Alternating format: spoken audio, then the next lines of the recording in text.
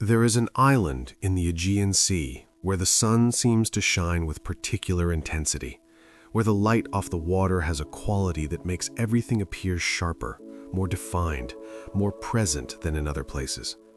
This is Rhodes, the island of roses, the island where Helios, the sun god, was said to have claimed his terrestrial domain, where ancient peoples built a civilization that grew wealthy on trade and maritime power, that commanded respect throughout the Greek world, that became synonymous with a particular kind of cosmopolitan sophistication and commercial success.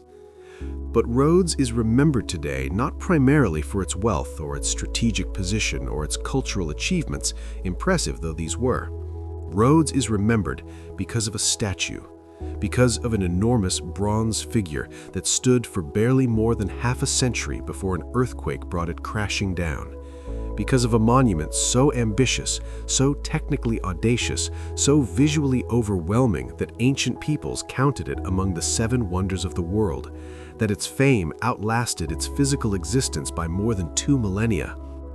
The Colossus of Rhodes. Even the name carries weight, the word Colossus having become synonymous with anything of extraordinary size, entering languages across Europe and beyond as a descriptor for the immense, the overwhelming, the monumentally large. But before it became a word, before it became a legend, before it became a marvel that existed more in imagination than in historical certainty, the Colossus was bronze and iron, was engineering and artistry, was human labor and ambition manifested in metal, was a specific thing in a specific place, built by specific people for specific reasons, existing in physical reality for those who saw it, who walked past it, who experienced its presence in the harbor of this sun-drenched island. To understand the Colossus, to grasp not just what it was but what it meant, we must begin not with its construction, but with the events that made its construction possible, with the siege that failed, with the equipment left behind by a frustrated conqueror, with the moment when the people of Rhodes decided to take the machinery of war and transform it into a monument of peace, to convert iron and bronze meant for destruction into a figure dedicated to their divine protector, to create something so magnificent that it would announce to the world that Rhodes was not merely strong, but was blessed, was favored, was a place where the gods themselves took direct interest in human affairs. The year is 305 BCE. The island of Rhodes stands at the center of a world in transformation. Alexander the Great has been dead for 18 years, and his vast empire, stretching from Greece to India, from Egypt to Central Asia, has fractured into competing kingdoms ruled by his former generals, the Diadochi, the successors, who fight among themselves for territory, for legitimacy, for the right to claim Alexander's legacy. This is the period historians call the Wars of the Diadochi, decades of conflict that will reshape the political geography of the Eastern Mediterranean and Near East, that will create the Hellenistic world, that will define the era between Alexander's death and the eventual Roman conquest. Rhodes, in this turbulent world, has attempted to remain neutral, to maintain trading relations with all parties, to profit from the conflicts without being destroyed by them. The island's wealth comes from its position at the crossroads of major trade routes, from its harbors that can accommodate the largest ships of the age, from its merchants who are renowned for their skill and honesty, from its maritime law that is so respected that it will eventually form the basis for much later maritime legal codes, including Roman maritime law. Rhodes is not a great military power. Its army is small, though professional, but it is a great commercial power. And in the ancient world, commerce requires neutrality, requires the ability to trade with all sides, requires being trusted by everyone, even as you commit fully to no one. But neutrality is difficult to maintain when powerful men want your allegiance. Antigonus Monophthalmus, Antigonus the One-Eyed, one of the most powerful of the Diadochi, controls much of Asia Minor and seeks to dominate the Eastern Mediterranean. His son, Demetrius Poliorcetes, Demetrius the Besieger, is his military arm, a brilliant tactician who has earned his epithet by his skill at siege warfare, by his ability to take fortified cities, by his innovations in siege equipment and tactics. Antigonus wants Rhodes as an ally, wants its fleet and its harbors, wants to deny these resources to his rival Ptolemy, who rules Egypt. Rhodes prefers to trade with both sides and commit to neither. So Demetrius comes with an army and a fleet. He comes with siege towers that stand taller than the city walls, with battering rams mounted on wheels, with catapults that can throw stones heavy enough to smash through fortifications. He comes with 40,000 soldiers and nearly 200 warships. He comes intending to take Rhodes by force, to add it to his father's growing empire, to demonstrate that even the strongest walls, even the most strategic islands, cannot resist him when he turns his attention to their conquest. And then, in 304 BCE, peace is negotiated. The details are complex. Demetrius is needed elsewhere. His father's war against a coalition of rivals requires his attention. Rhodes agrees to an alliance with Antigonus, but not with his enemies, a compromise that allows both sides to claim some measure of victory while ending a siege that has become too expensive to continue. Demetrius withdraws, lifting the siege, sailing away with his fleet and most of his army. But he leaves behind his siege equipment. Some of this is destroyed by the Rhodians, burned or dismantled to prevent its use against them again, but much of it is too valuable to destroy, too useful to waste. The enormous siege towers, built from timber and iron, reinforced with bronze fittings, requiring countless hours of skilled labor to construct. The mechanical components, the gears and levers, the metalwork that took master craftsmen months to produce. The sheer quantity of material, iron and bronze, wood and rope, all of it representing wealth, representing resources that can be converted into other uses. The Rhodians survey what has been left behind. They calculate its value. They consider what to do with these instruments of their near destruction. And from this consideration, from this moment of assessing the spoils of a war they technically did not win, but certainly did not lose, comes the idea that will create the Colossus. They will sell the equipment, they will melt down the metal, they will convert the machinery of siege into a monument to their survival, into a statue of such size and magnificence that it will dwarf anything previously attempted, that it will stand as a declaration that Rhodes not only survived, but thrives, that it is blessed by the gods, that it is a power to be reckoned with not through military might, but through wealth, through resilience, through divine favor. The statue will honor Helios, the sun god, Rhodes's patron deity, the god to whom the island belongs, who is said to have raised the island from the sea, who blesses Rhodes with his special attention, whose light shines on this island with particular favor. The statue will be bronze, that metal that is both beautiful and enduring, that can be cast and shaped and polished to a gleaming finish that catches the sun's rays and throws them back amplified, that is associated with divinity in Greek culture, that is costly enough that a statue of this size will represent wealth almost beyond calculation. And the statue will be enormous, not merely large, not simply impressive, but overwhelming, colossal, a figure standing over 30 meters tall. Some accounts say 33 meters, others say 35. The exact height uncertain, but certainly immense by any standard, rising above the harbor, visible from miles, a landmark, a wonder, a statement that Rhodes is not merely another island, another city, another commercial hub, but is something special, something blessed, something that can accomplish the impossible. This is how it begins, with the decision to build, with the choice to take the materials of war and create from them something dedicated to peace, to prosperity, to thanksgiving.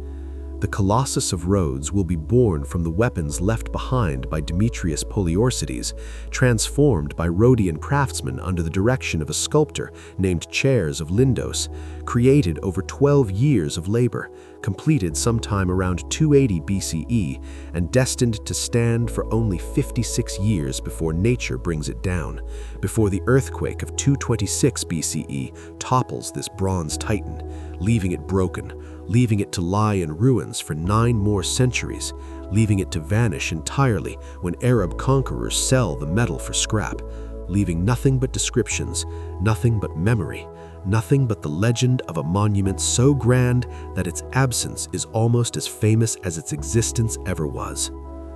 Let us begin the story of this statue, this Colossus, this bronze secret of Rhodes. Let us trace its creation from spoils of war to completed wonder. Let us understand what it was and what it meant, what we know and what we can only guess at, what has been lost and what endures. Let us walk the harbor of ancient Rhodes. Let us watch bronze being cast and assembled. Let us see engineering on a scale never attempted before. Let us witness the moment when Chares and his workers finally complete their monument and step back to see what they have built. Let us explore the lighthouse question, the mystery of whether this statue served a practical function or was purely symbolic, whether a torch burned in the hand of Helios, whether ships truly navigated by its light, or whether later tradition invented this detail, confusing the Colossus with Rhodes's actual lighthouse, with the later misunderstandings that plague all ancient monuments that exist more in myth than in surviving physical evidence. The sun is setting over Rhodes. The light has that particular golden quality that happens when the sun drops toward the western horizon, that makes bronze glow as though lit from within, that makes the sea shimmer like hammered metal. We are standing in the 3rd century BCE, in a world where Alexander's successors still struggle for dominance, where Greek culture is spreading across the known world, where Rhodes stands wealthy and proud, where a monument is about to be built that will define this city for all time, even though the monument itself will stand for barely a human lifetime, even though every trace of it will vanish, even though we will be left with fragments of descriptions and centuries of speculation, trying to reconstruct from words and imagination what this bronze giant actually looked like, how it actually functioned, what secrets it contained in its metal skin and iron bones. The story of the Colossus truly begins not with construction, but with destruction. With the siege that tested Rhodes to its limits, that brought the city to the brink of catastrophe, that created the circumstances, political, economic, and psychological, that made the building of such an ambitious monument both possible and necessary. To understand the Colossus, we must first understand the siege, must witness the year-long struggle between Demetrius Poliorcetes and the Rhodian defenders, must see how close the city came to falling, must grasp why surviving this siege felt like a miracle worth commemorating with the largest statue the ancient world had ever seen. Demetrius Poliorcetes arrives at Rhodes in 305 BCE with overwhelming force. His fleet numbers somewhere between 150 and 200 warships, depending on which ancient source you trust. And these are not small vessels, but the great warships of the Hellenistic period, including massive quinqueremes and perhaps even larger ships, floating fortresses bristling with marines and armed with catapults mounted on their decks. His army numbers 40,000 men by most accounts, a substantial force composed of professional soldiers, mercenaries, engineers, specialists in siege warfare. This is not a raiding expedition, but a full-scale invasion, a commitment of resources that demonstrates how important Rhodes is to Antigonus's strategic goals. Rhodes, by contrast, has a much smaller military. The island's population is substantial, perhaps 50,000 people within the city itself, with more in the countryside, but the army is proportionally small, perhaps 6,000 or 7,000 citizen soldiers, supplemented by mercenaries and allies. Rhodes' true strength lies not in its army, but in its walls, in its strategic position, in its wealth that can buy supplies and reinforcements, in its network of allies who have their own reasons to want Rhodes to remain independent. The city's fortifications are formidable, built and rebuilt over generations, incorporating the latest defensive architecture, designed by engineers who understand siege warfare and who have created walls that can resist the weapons of the day. The siege begins with Demetrius establishing control of the approaches to the city, blocking the harbors with his fleet, cutting off land approaches with his army, isolating Rhodes from reinforcement and resupply. This is standard siege practice, and it works, partially. Rhodes has 3 harbors, and while Demetrius can block some of them some of the time, his blockade is never completely effective. Ships slip through, bringing supplies and messages, maintaining contact with the outside world. Ptolemy's fleet from Egypt makes multiple relief expeditions, engaging Demetrius's ships, delivering grain and weapons, demonstrating to the Rhodians that they are not alone, that help is coming, that resistance is not futile. Demetrius's siege equipment is legendary. He has constructed a helipolis, a siege tower of extraordinary size, standing perhaps 40 meters tall according to some accounts, mounted on wheels, covered with iron plates to protect against fire arrows, housing multiple levels of soldiers who can attack the walls from the tower's upper sections.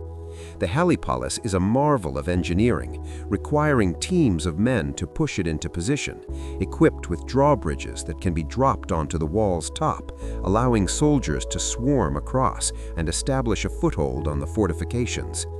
Ancient sources describe this tower with awe, detailing its construction, its size, its fearsome appearance.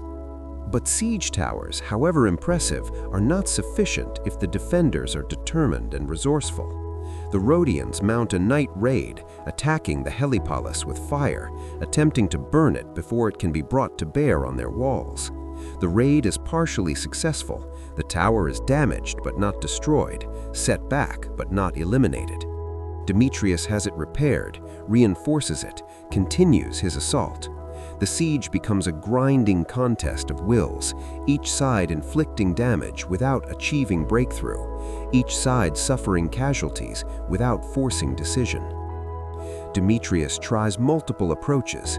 He attempts to mine under the walls, digging tunnels that will allow his troops to emerge inside the fortifications, or that will collapse sections of wall. The Rhodians countermine, digging their own tunnels to intercept the enemy miners, fighting underground battles in cramped darkness. He bombards the city with catapults, throwing stones and fire pots, attempting to break down walls or spread fire through the city. The Rhodians repair damage quickly, maintain firefighting readiness, refuse to panic despite the constant danger. He tries a naval assault, attempting to force the harbor defenses. The Rhodian fleet, smaller but fighting in familiar waters with the advantage of defensive positions, repels the attack, sinking several of Demetrius's ships, capturing others. The siege drags through seasons. Winter brings storms that disrupt Demetrius's naval blockade, allowing more supplies to reach Rhodes. Spring brings renewed assaults, new attempts to find a weakness, to exploit an opening. The citizens of Rhodes live under constant pressure, knowing that any moment might bring the breakthrough that leads to their city's fall, that a successful assault means death or slavery for them and their families. They maintain watch day and night, repair walls, tend wounded, ration supplies, endure. The psychological toll on both sides is immense. For the Rhodians, the constant vigilance, the knowledge that the enemy is always there, always probing, always seeking the moment of weakness, creates exhaustion that goes beyond physical tiredness into a deeper weariness of spirit. For Demetrius's soldiers, the frustration of facing walls that will not fall, defenders who will not break, a siege that consumes resources and lives without producing the expected result, creates doubt, reduces morale, makes men question whether this prize is worth the cost. And the cost is indeed high. Thousands die on both sides, killed in assaults, in raids, in the fighting at the walls, in the naval engagements, in the accidents and diseases that accompany any prolonged military campaign. Resources are consumed at rates that alarm even wealthy Rhodes and resource-rich Antigonus. The siege equipment requires constant maintenance and repair. Food must be brought in for 40,000 soldiers. Ships must be maintained, crews paid, mercenaries satisfied. The longer the siege continues, the more expensive it becomes, the more opportunity cost it represents in terms of what Demetrius could be doing elsewhere with these forces. By 304 BCE, circumstances have shifted. Antigonus's war against the coalition of rival Diadochi is reaching a critical phase. He needs Demetrius's army, needs his tactical brilliance, needs him to be winning victories that matter, rather than being tied down in a siege that has become a stalemate. Diplomatic channels open, negotiations begin, compromises are explored. Rhodes agrees to an alliance with Antigonus, a face-saving measure that allows him to claim the city as an ally even if not conquered, but with the crucial stipulation that Rhodes will not be required to fight against Ptolemy, its benefactor, its trade partner, its friend. Demetrius, needing to move on, accepts these terms. The siege is lifted. The blockade is withdrawn. The army marches away. The fleet sails off. Rhodes breathes freely again. But before leaving, Demetrius abandons or sells cheaply much of his siege equipment. The Helipolis, that magnificent tower, is too cumbersome to transport, too expensive to disassemble and ship, too specific in its design to be useful elsewhere without modification. It stays, along with catapults, battering rams, smaller towers, thousands of pieces of equipment, tons of metal, mountains of timber. Some of this the Rhodians destroy immediately, eliminating potential threats, but much of it they preserve, recognizing its value, calculating what it can be converted into, how it can be repurposed. The siege has cost Rhodes dearly, in lives, in resources, in the wear on its population, but Rhodes has survived, has maintained its independence, has demonstrated to the world that it cannot be easily conquered, that its walls and its determination are sufficient to resist even Demetrius the besieger, that allies will come to its aid, that this island is worth defending. The survival feels miraculous, feels like divine intervention, feels like proof that Helios indeed favors this island, that the sun god protects his terrestrial domain, that Rhodes stands under special protection that justifies thanksgiving of the most magnificent kind. And so the idea forms: build a statue, a monument, a testament to divine favor and human resilience. Make it from the very weapons that threatened the city, transform instruments of destruction into an image of the God who protected them. Make it so large, so impressive, so technically audacious that it will be spoken of for generations, that it will draw visitors from across the world, that it will become synonymous with Rhodes itself. Make it a Colossus. The decision is made. The resources are committed, the plans begin to form, and somewhere on Rhodes, a sculptor named Chares of Lindos, who has trained under Lysippos, one of the greatest sculptors of the age, who has worked in bronze, who understands the challenges of large-scale sculpture, receives the commission that will define his life, that will make him famous and ultimately tragic, that will result in the creation of one of the 7 wonders of the world, and, according to tradition, in his own suicide when he realizes he has made a calculation error that will cost more than estimated. But we are getting ahead of ourselves. First, the commission. First, the vision. First, the decision to attempt the impossible. The equipment left behind by Demetrius represents wealth almost beyond imagination. To understand this, you must understand bronze and iron in the ancient world, must grasp that these metals are not merely useful materials, but are expensive resources, that a statue made primarily of bronze, standing over 30 meters tall, represents an investment comparable to building a fleet of warships or maintaining an army for years. Bronze is an alloy of copper and tin, both of which must be mined, smelted, transported, and alloyed in specific proportions to achieve the desired properties. The copper mines of Cyprus are famous sources, as are mines in other locations around the Mediterranean and beyond. Tin is rarer, comes from more distant sources, including Spain, Cornwall in Britain, and other locations that require extensive trade networks to access. The combination of these metals creates bronze, which is harder than pure copper, which can be cast and worked more easily than iron, which has a beautiful golden red color that can be polished to a gleaming finish, which has been the prestige metal for weapons, armor, and artistic works for centuries. Iron is newer to the Greek world, coming into widespread use only in recent centuries, harder to work than bronze because of its higher melting point, but increasingly important for tools and weapons because iron ore is more widely available than copper and tin. The siege equipment left behind by Demetrius contains both metals: bronze fittings and joints where strength and precision needed, iron framework and reinforcement where mass and durability matter, both metals representing substantial value. The Rhodians begin by inventorying what has been left behind, calculating its weight and value, determining how much of it can be sold or repurposed. The decision to use this material for the Colossus means that the siege equipment itself will finance the statue, that Demetrius has unwittingly provided the means to create a monument celebrating his failure. There is poetic justice in this, a reversal that makes the story satisfying, that transforms Rhodes's ordeal into triumph, not just political, but also aesthetic and spiritual. The metal alone is worth a fortune, but it is not the only resource required. The Colossus will need much more bronze than the siege equipment provides. Additional metal must be purchased, brought to Rhodes, prepared for casting. The total amount of bronze in the completed statue is estimated at various quantities by ancient sources, with some suggesting 12 to 15 tons, others suggesting much more. Modern estimates, based on the statue's probable dimensions and construction, suggest the total bronze weight might have been anywhere from 15 to over 30 tons, depending on how thick the bronze skin was, how much internal structure used bronze versus iron or other materials, how solid versus hollow various portions were. This is an enormous quantity of metal, requiring substantial additional investment beyond what the siege equipment provided.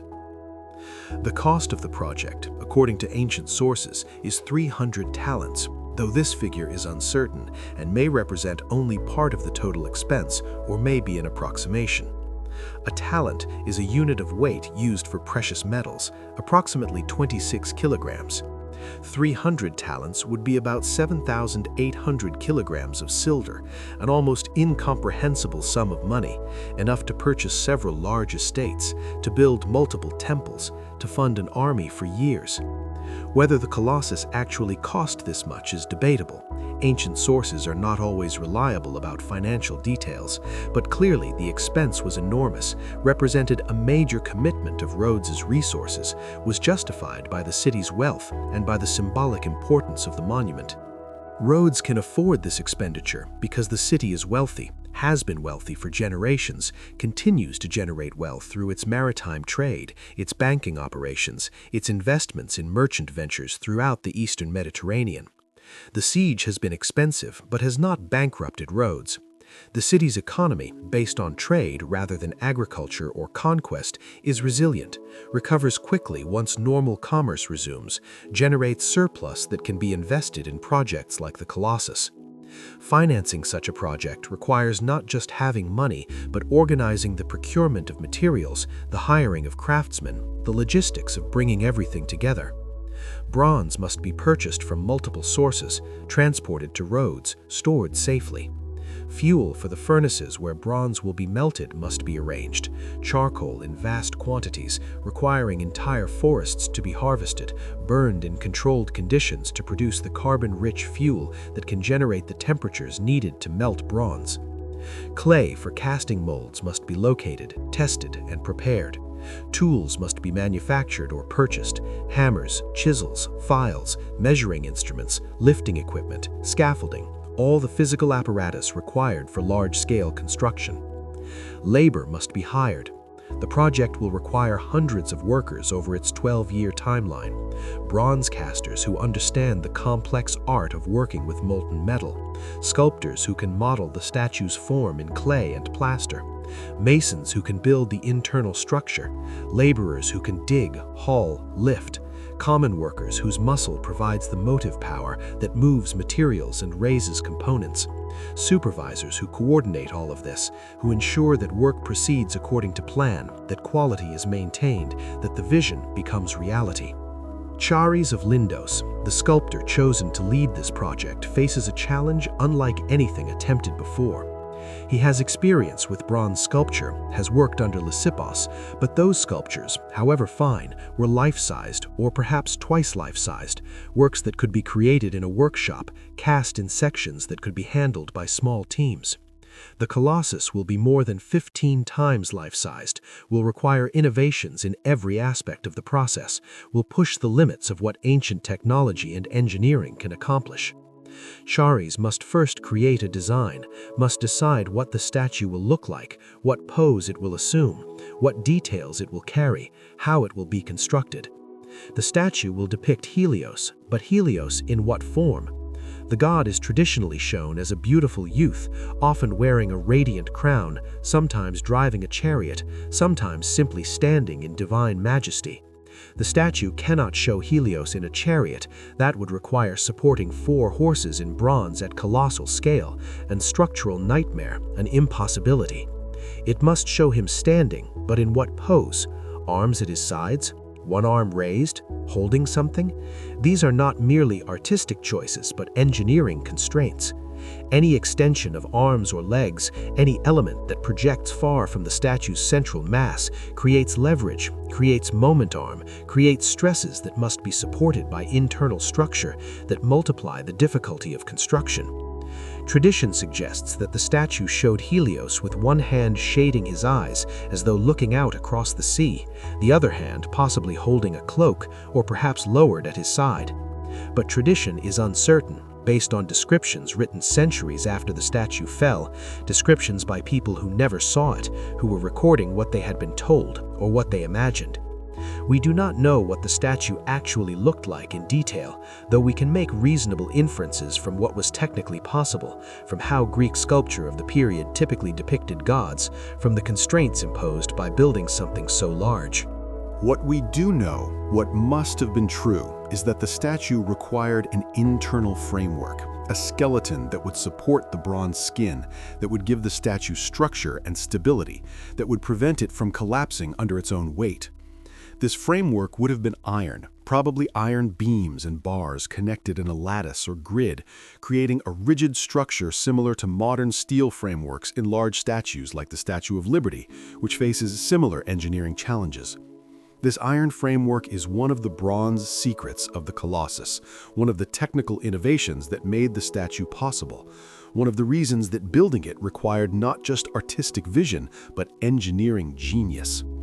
The financing then comes from multiple sources: the value of Demetrius's abandoned equipment, additional funds from Rhodes' treasury, possibly contributions from wealthy citizens who want to be associated with this magnificent project, possibly loans or investments that will be repaid from tourism revenues or other sources after the statue is complete. The total cost, whatever it actually is, represents a substantial fraction of Rhodes' available wealth, is justified by the combination of thanksgiving to Helios, political prestige, and practical calculation that the completed statue will draw visitors, will enhance Rhodes' reputation, will be an advertisement for the city's power and sophistication that will pay dividends in trade relationships and political influence for generations. The decision to commit these resources is made collectively by Rhodes' government, which is a democracy of sorts, though not all residents are citizens with voting rights. The proposal must be debated, must be approved by whatever assembly has authority over such major expenditures, must be justified to taxpayers who might question why so much wealth is being sunk into a statue when it could be used for other purposes. The arguments in favor are compelling. The statue will honor the god who saved the city, will demonstrate Rhodes' gratitude and piety, will be a monument that will last forever, or so they think. They cannot foresee the earthquake that will bring it down in barely more than half a century. Will proclaim Rhodes' wealth and sophistication to the world, will be an investment in the city's future prosperity and reputation. The arguments prevail. The resources are committed, the project begins. Chares and his team start the enormous task of designing and building a bronze statue larger than anything previously attempted, a figure that will stand 3 times the height of the largest existing statues, that will require innovations in every aspect of its construction, that will take 12 years to complete, that will result in one of the 7 wonders of the ancient world. The spoils of war become the materials of art. The siege equipment, designed to destroy walls and kill defenders, is melted down and reborn as an image of divine protection and civic pride. Demetrius's weapons finance his failure's monument, and Rhodes begins the long process of transforming vision into reality, of making bronze and iron sing the song of survival and thanksgiving, of creating the Colossus. Charles of Lindos stands before a challenge that would daunt the most confident artist. He is not young, no one would entrust such a commission to a youth, but neither is he old, perhaps in his 40s, mature enough to have mastered his craft, young enough to have the energy and health that this project will demand. He is trained in the workshop of Lysippus, who was Alexander the Great's favorite sculptor, who revolutionized Greek sculpture by introducing more naturalistic proportions, who created works famous throughout the Hellenistic world.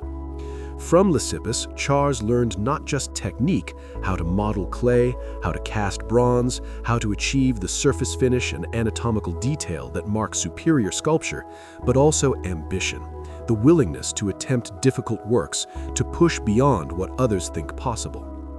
But Lysippus's largest works were perhaps twice life-size, magnificent but manageable, sculptures that could be created using traditional techniques, scaled up modestly. What Rhodes is asking Charles to create is not a scaling up, but a leap into entirely new territory, a statue 15 to 20 times life-size, a figure so large that a grown man could fit through its thumb, that will stand as tall as a 7-story building, that will be visible for miles, that will make every other statue, even the largest previously created, seem small by comparison. Charles accepts the commission. Does he fully understand what he is agreeing to? Does he realize the technical challenges, the engineering problems that have never been solved before because they have never needed to be solved? The years of his life that will be consumed by this project? Perhaps. Perhaps he understands better than anyone the difficulty of what is being proposed, but he accepts anyway, because this is the commission of a lifetime, because this is a chance to create something that will be remembered forever, because turning down such an opportunity is impossible for an ambitious artist who has been given the means to realize a vision larger than himself. The first task is design. Before any metal is cast, before any framework is built, the statue must be planned in complete detail.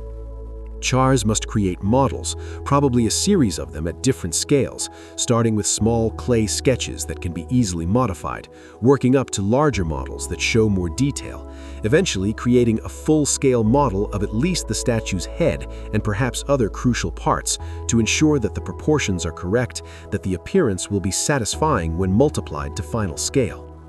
This modeling process is not just artistic, but mathematical. At this scale, small errors in proportion multiply into glaring problems. An angle that seems reasonable on a model becomes grotesque at colossal size. Features that look balanced at human scale become distorted when enlarged to 33 meters. Charles must calculate, must measure, must adjust and refine, must work through the geometry of enlargement until he is confident that his design will work. The design must account for engineering realities. The statue cannot simply be a hollow bronze shell. That would be too weak, would collapse under its own weight, or would be destroyed by the first strong wind. It needs internal structure, needs strength, needs to be built in ways that ensure its stability despite forces that will try to topple it, gravity pulling down, wind pushing from the side, the stress of its own mass creating internal forces that must be resisted by structural members strong enough to prevent failure.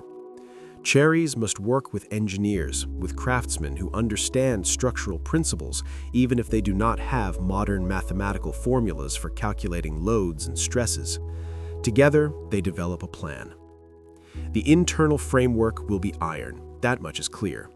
Iron is strong in tension and compression, can be worked into bars and beams, can be joined using techniques the ancient smiths have mastered.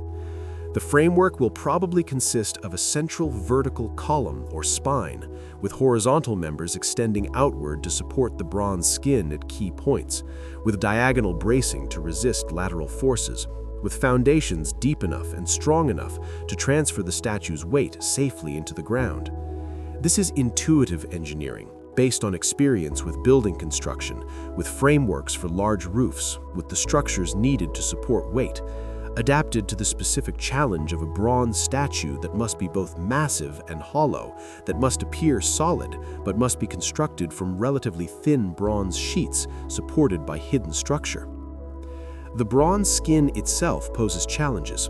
Bronze can be cast in sections. This is well-established technique, but at what size? Casting very large pieces is difficult because molten bronze must fill the mold completely before it begins to solidify, because large castings can have internal flaws, air bubbles, cracks, regions where the metal did not flow properly that weaken them. Casting smaller pieces is more reliable, but means more seams that must be joined, more places where edges must meet precisely, more opportunities for misalignment or poor fit.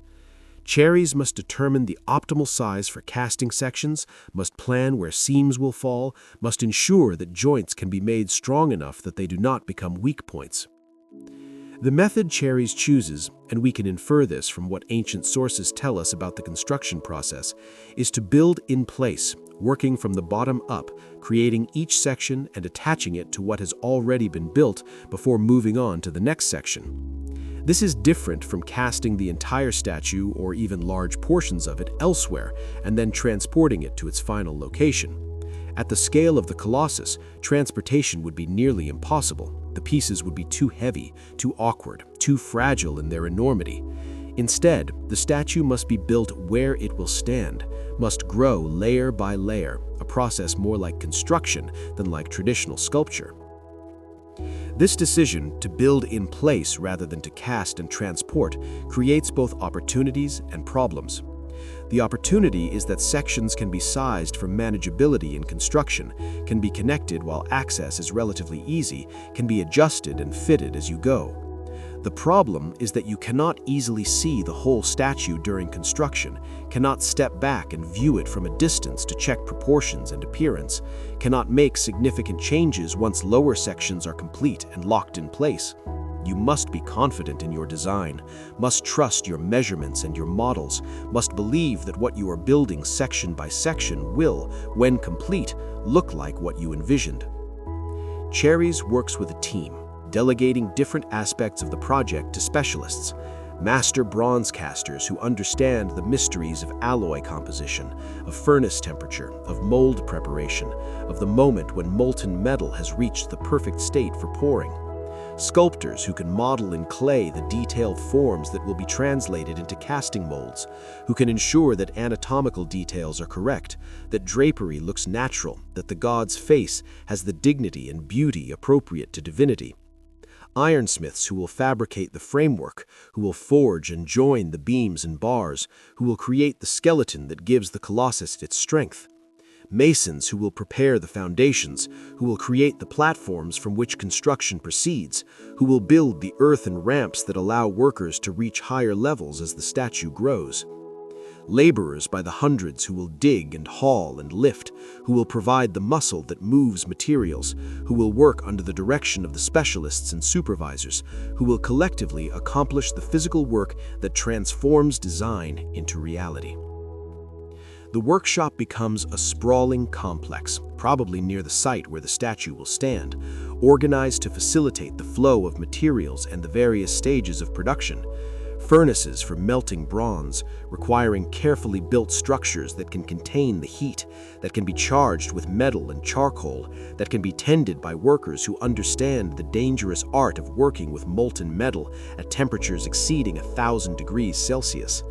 Clay preparation areas where the casting molds are made, using techniques of lost wax casting scaled up to unprecedented size, creating molds that will produce bronze sections that will be fitted together to form the statue's skin. Resource areas for raw materials, for finished components awaiting assembly, for tools and equipment. Living quarters for workers who cannot return home each night, who live on or near the site for the duration of the project. 12 years. That is how long ancient sources tell us the project took from beginning to completion, from the first planning stages through final assembly and dedication. 12 years of work, day after day, season after season, managing the complex logistics of keeping hundreds of workers employed and productive, of maintaining quality control, of solving the problems that inevitably arise when doing something that has never been done before.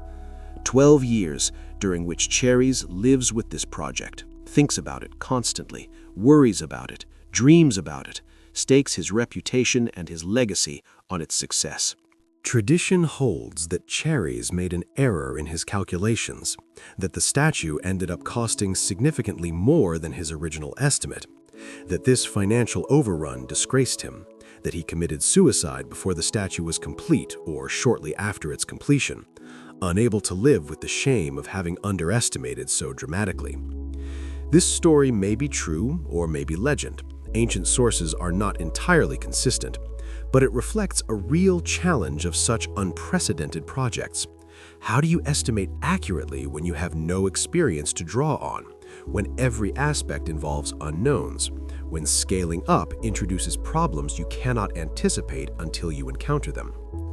Modern construction projects regularly exceed initial cost estimates, and these are undertaken with far more sophisticated planning tools, far more historical data about similar projects, far more ability to calculate and predict.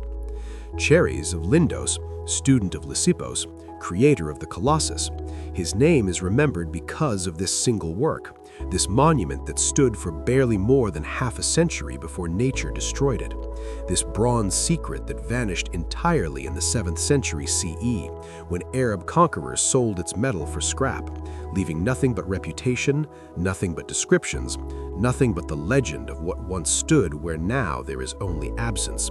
But for 12 years, Cherries had the privilege and the burden of attempting the impossible, of reaching for something beyond any artist's previous achievements, of trying to manifest in physical form a vision that existed nowhere else in the world, that would exist nowhere else until modern times gave us the technologies and materials to build even larger statues. In the ancient world, the Colossus of Rhodes stood alone, unprecedented and unrepeated, a singular achievement that no other city, no other artist would match. To understand the Colossus, to grasp its significance beyond mere size, we must understand Helios, the sun god to whom the statue was dedicated, and we must understand Rhodes' special relationship with this divinity, the mythological and religious context that made this particular monument in this particular place so appropriate, so meaningful, so much more than simply a very large statue. Helios is one of the Titans in Greek mythology, the generation of divine beings that preceded the Olympian gods, that were mostly overthrown or subordinated when Zeus and his siblings claimed sovereignty over the cosmos. But Helios retained his function and his importance even in the Olympian order, for his role was too essential to be eliminated or transferred. Helios drives the sun's chariot across the sky each day, bringing light to the world, marking the passage of time, enabling life through the warmth and illumination he provides.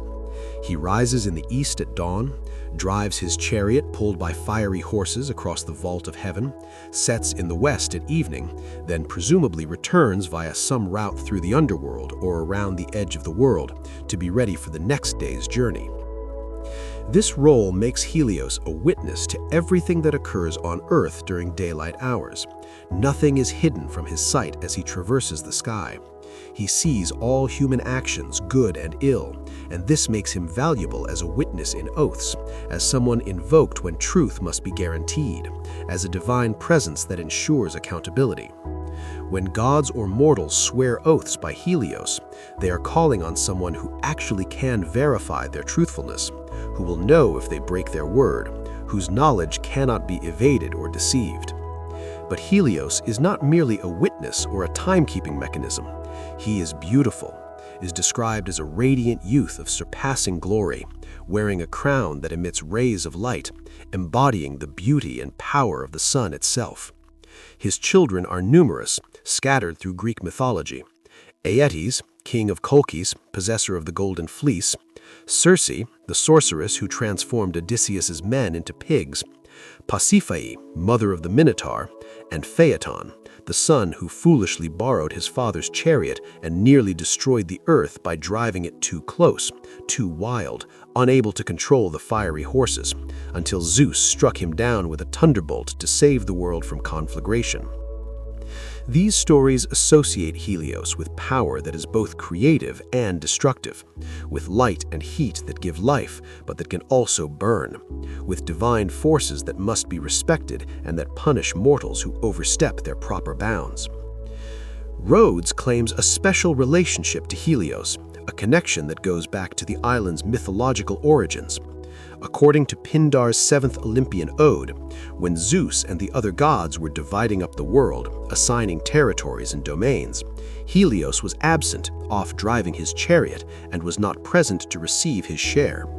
When he returned and discovered this oversight, Zeus offered to redo the division, but Helios declined, saying he had seen land rising from the sea, a new island not yet distributed, and he would claim that. This island was Rhodes, and it became Helios's terrestrial domain, his special concern, his favored place. The island's emergence from the sea, its creation at just the right moment to provide Helios with his portion, suggested divine providence, suggested that Rhodes was meant for the sun god, that the connection was fundamental rather than accidental. This mythological connection is not merely story, but is embedded in Rhodian religion and identity. Helios is the island's patron deity, the god to whom the greatest temples are dedicated, in whose honor the greatest festivals are celebrated. His image appears on Rhodian coins, his worship is central to civic identity, his protection is invoked in times of danger. When Rhodes survives Demetrius's siege, this is interpreted as Helios intervening on behalf of his island, as the god actively protecting his people, as evidence of the special relationship, the divine favor that sets Rhodes apart from other cities. The decision to dedicate the Colossus to Helios is therefore not arbitrary or merely conventional, picking a god at random to honor, but is deeply meaningful, is the natural and appropriate response to surviving a siege that could have destroyed the city. The statue will be an offering of thanksgiving, a monument acknowledging divine protection, a permanent reminder that Rhodes stands under Helios's favor, that the sun god watches over this island, that the city's prosperity and survival are not merely human achievements, but are blessed by divine power.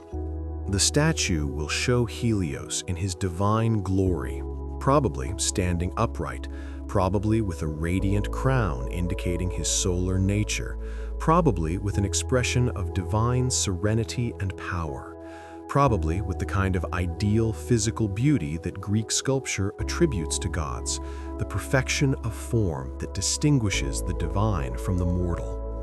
The exact details, what the statue actually looked like, are lost, but we can infer the general appearance from conventions of the time, from how gods were typically depicted, from what would be appropriate for a colossal representation of the sun god. There may have been practical religious functions for the statue as well. Temples in the ancient world are not merely buildings where people gather for worship, but are houses for the gods, places where the divine presence resides in the form of cult statues, images that are treated as animate presences, that are dressed, fed, cared for by priests, that are the focus of rituals and offerings. The Colossus, standing outside rather than housed in a temple, is not a cult statue in the technical sense. It is too large, too exposed, too much a civic monument rather than a focus of intimate worship. But it functions as a representation of Helios's presence, as a reminder that the god is here, is watching, is protecting, as a material manifestation of the relationship between Rhodes and its divine patron. The annual festival of Helios on Rhodes is called the Helia, involves athletic competitions, sacrifices, processions, all the elements of major Greek religious festivals. After the Colossus is complete, this festival must take on additional significance, must incorporate the statue into its ceremonies, must become in part a celebration of the monument itself as well as of the god it represents.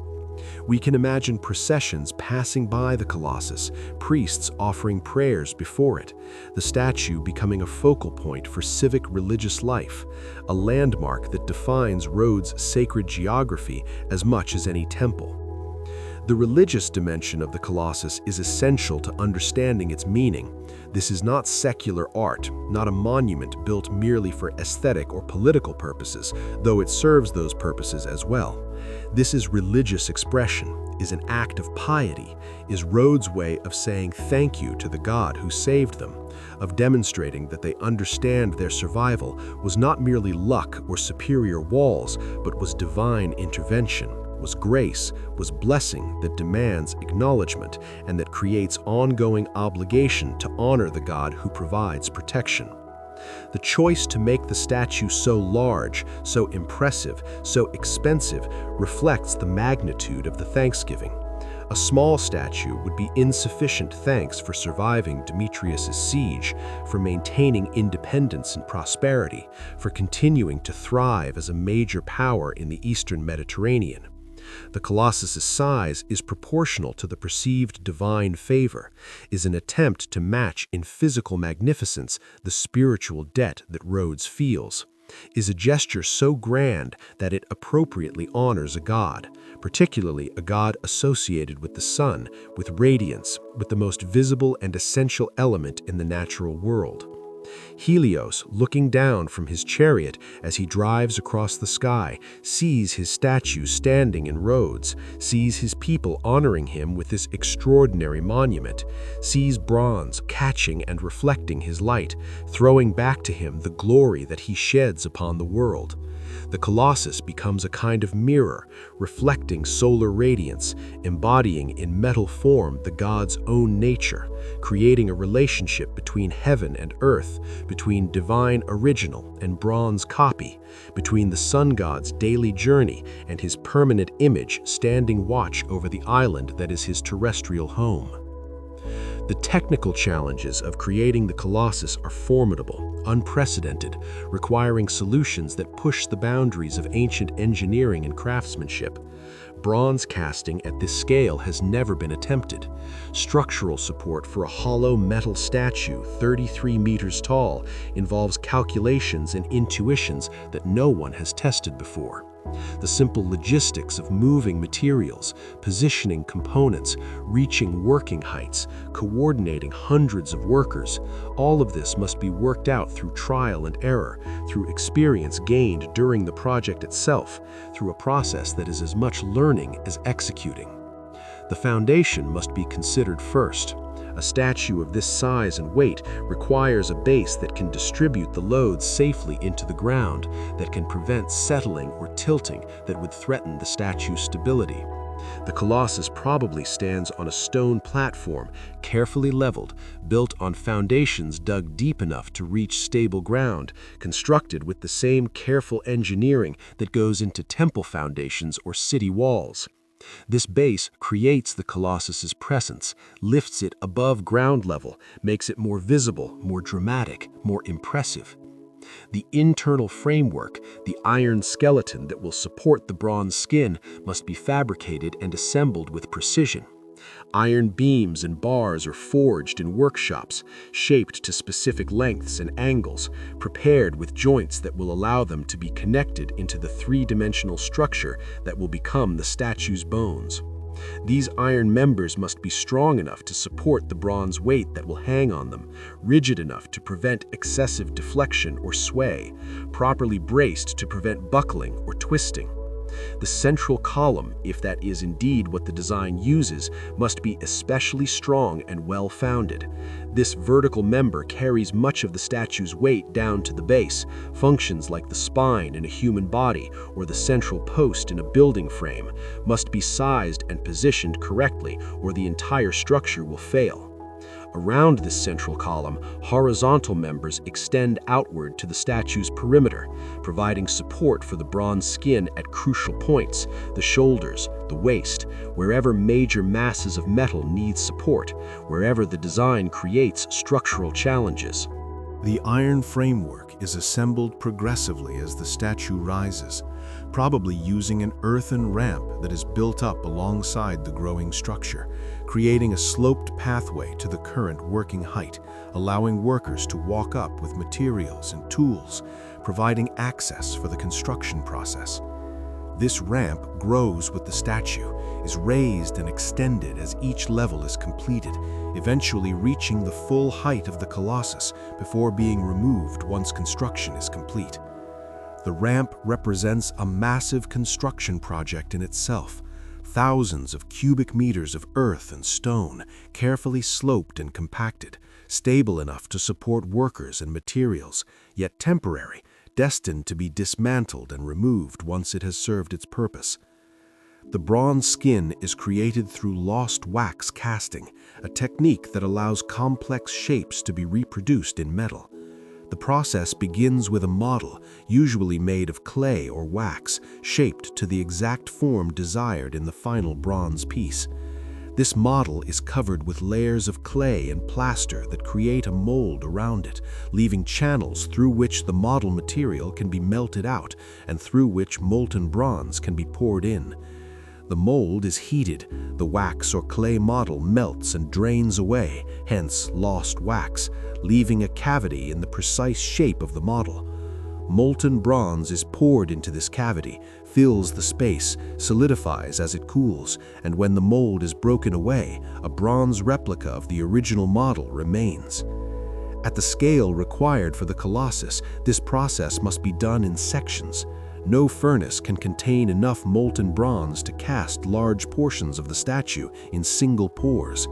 Instead, the bronze skin is cast in pieces, perhaps each piece covering a square meter or so of the statue's surface, perhaps somewhat larger or smaller, depending on what proves workable, and these pieces are then joined together to create the complete skin.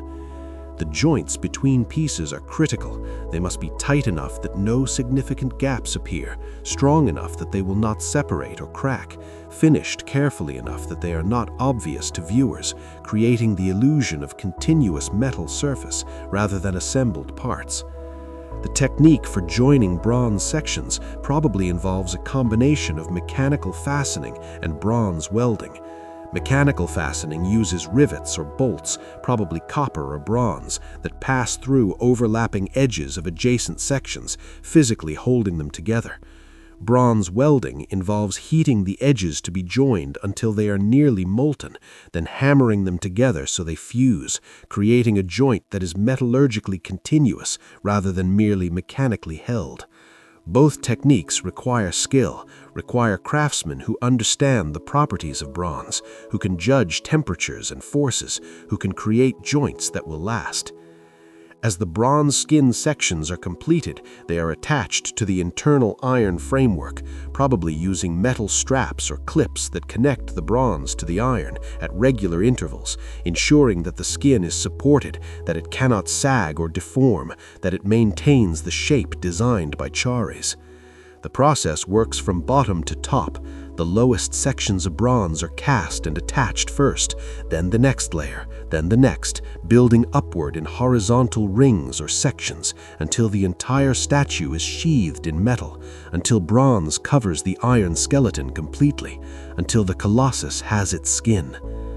The details, the face, the hands, the radiant crown, the modeling of anatomy and drapery are refined during this process or after the basic structure is complete.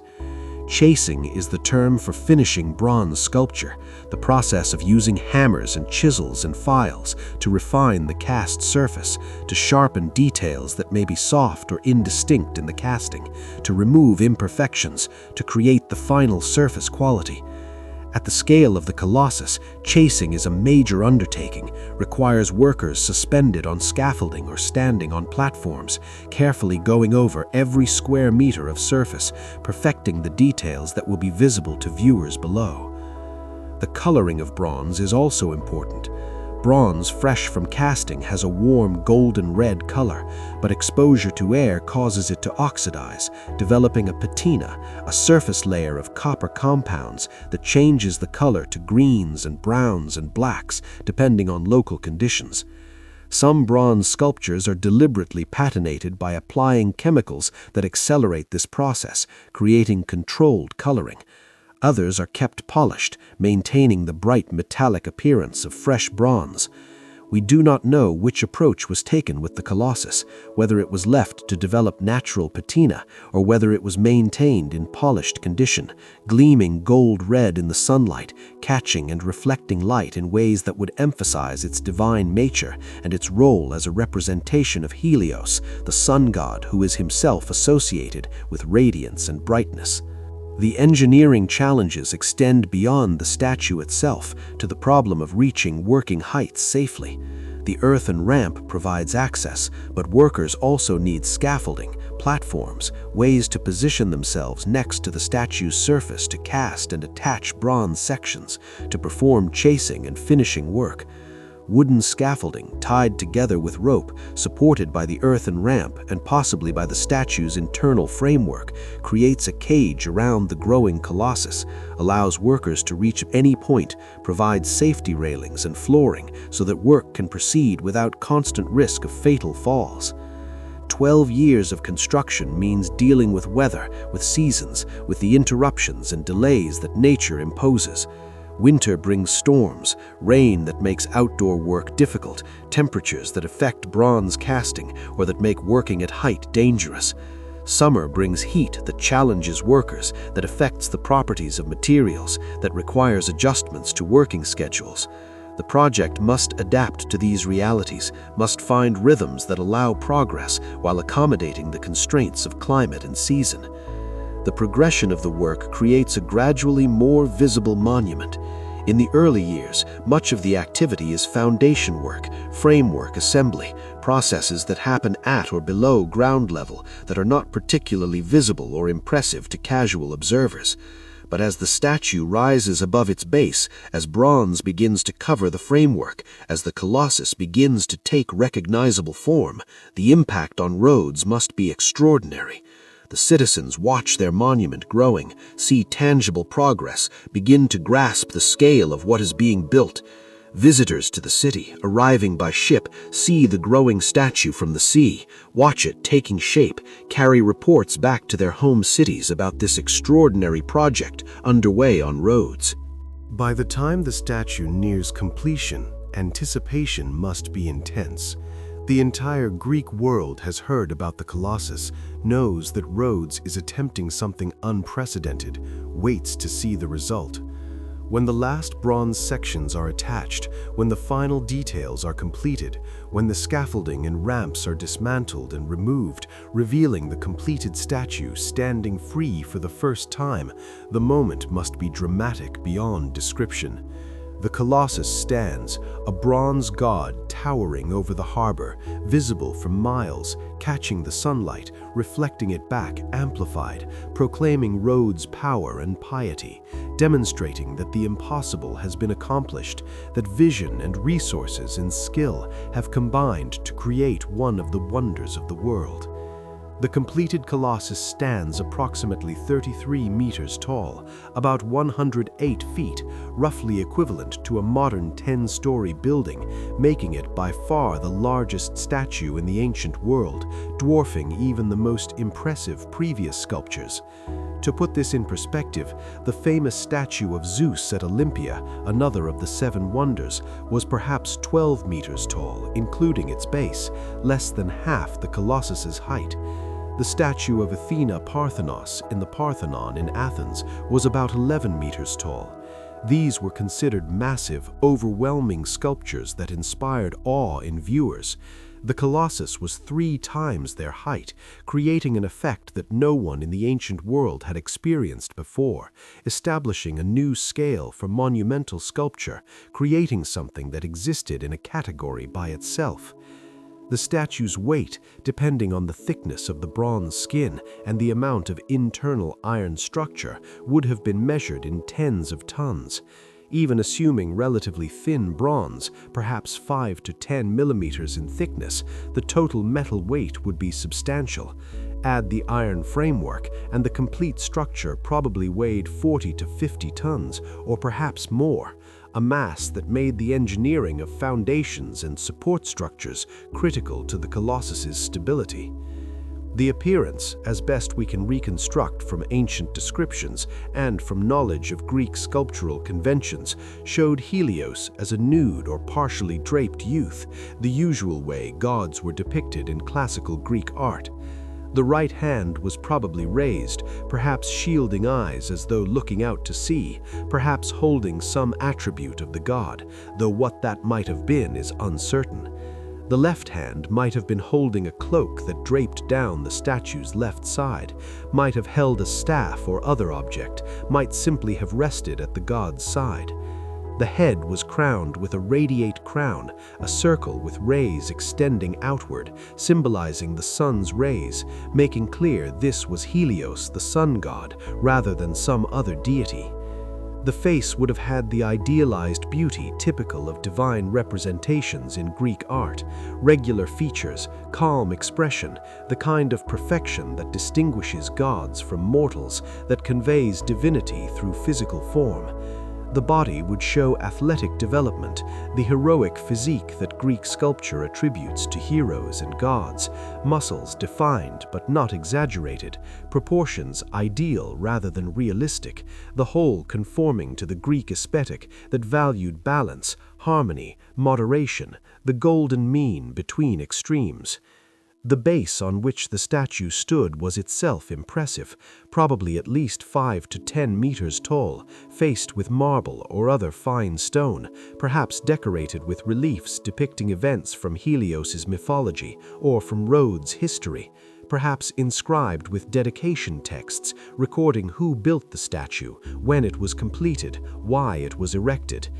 This base lifted the Colossus above ground level, made it more visible, more dramatic, more impressive, while also serving the practical function of distributing the statue's weight over a larger area, creating a stable foundation for the enormous structure above. The total height from the ground to the top of the statue's head or crown was thus perhaps 40 meters or more, a vertical dimension that made the Colossus visible from extraordinary distances.